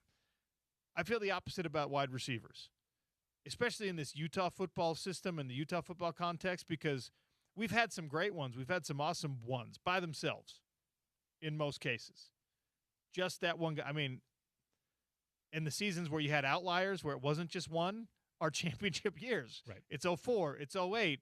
It's the conference championship years where you've got a great tight end and you've got a receiver that can help out. Imagine how much better it is, though, if Dalton Kincaid also has – it's Dalton Kincaid and Britton Covey and Steve Smith and, David Reed. Right. Now we're talking – that's what it was like to play against Ohio State in the Rose Bowl. Well, and now we're talking about how do you divvy that up in the NIL space. And you know what? And let them be sad about that and worry about that, and that's why you pay GMs big money now in college football like you did in pro football. But for an offensive coordinator, it's nice to have a guy like we got a Gronk. We're going to throw the ball to him on third down, but you can't only have that in this Big 12. Right. Not with BYU's defense this year, not with Texas Tech's defense this year, not with Arizona.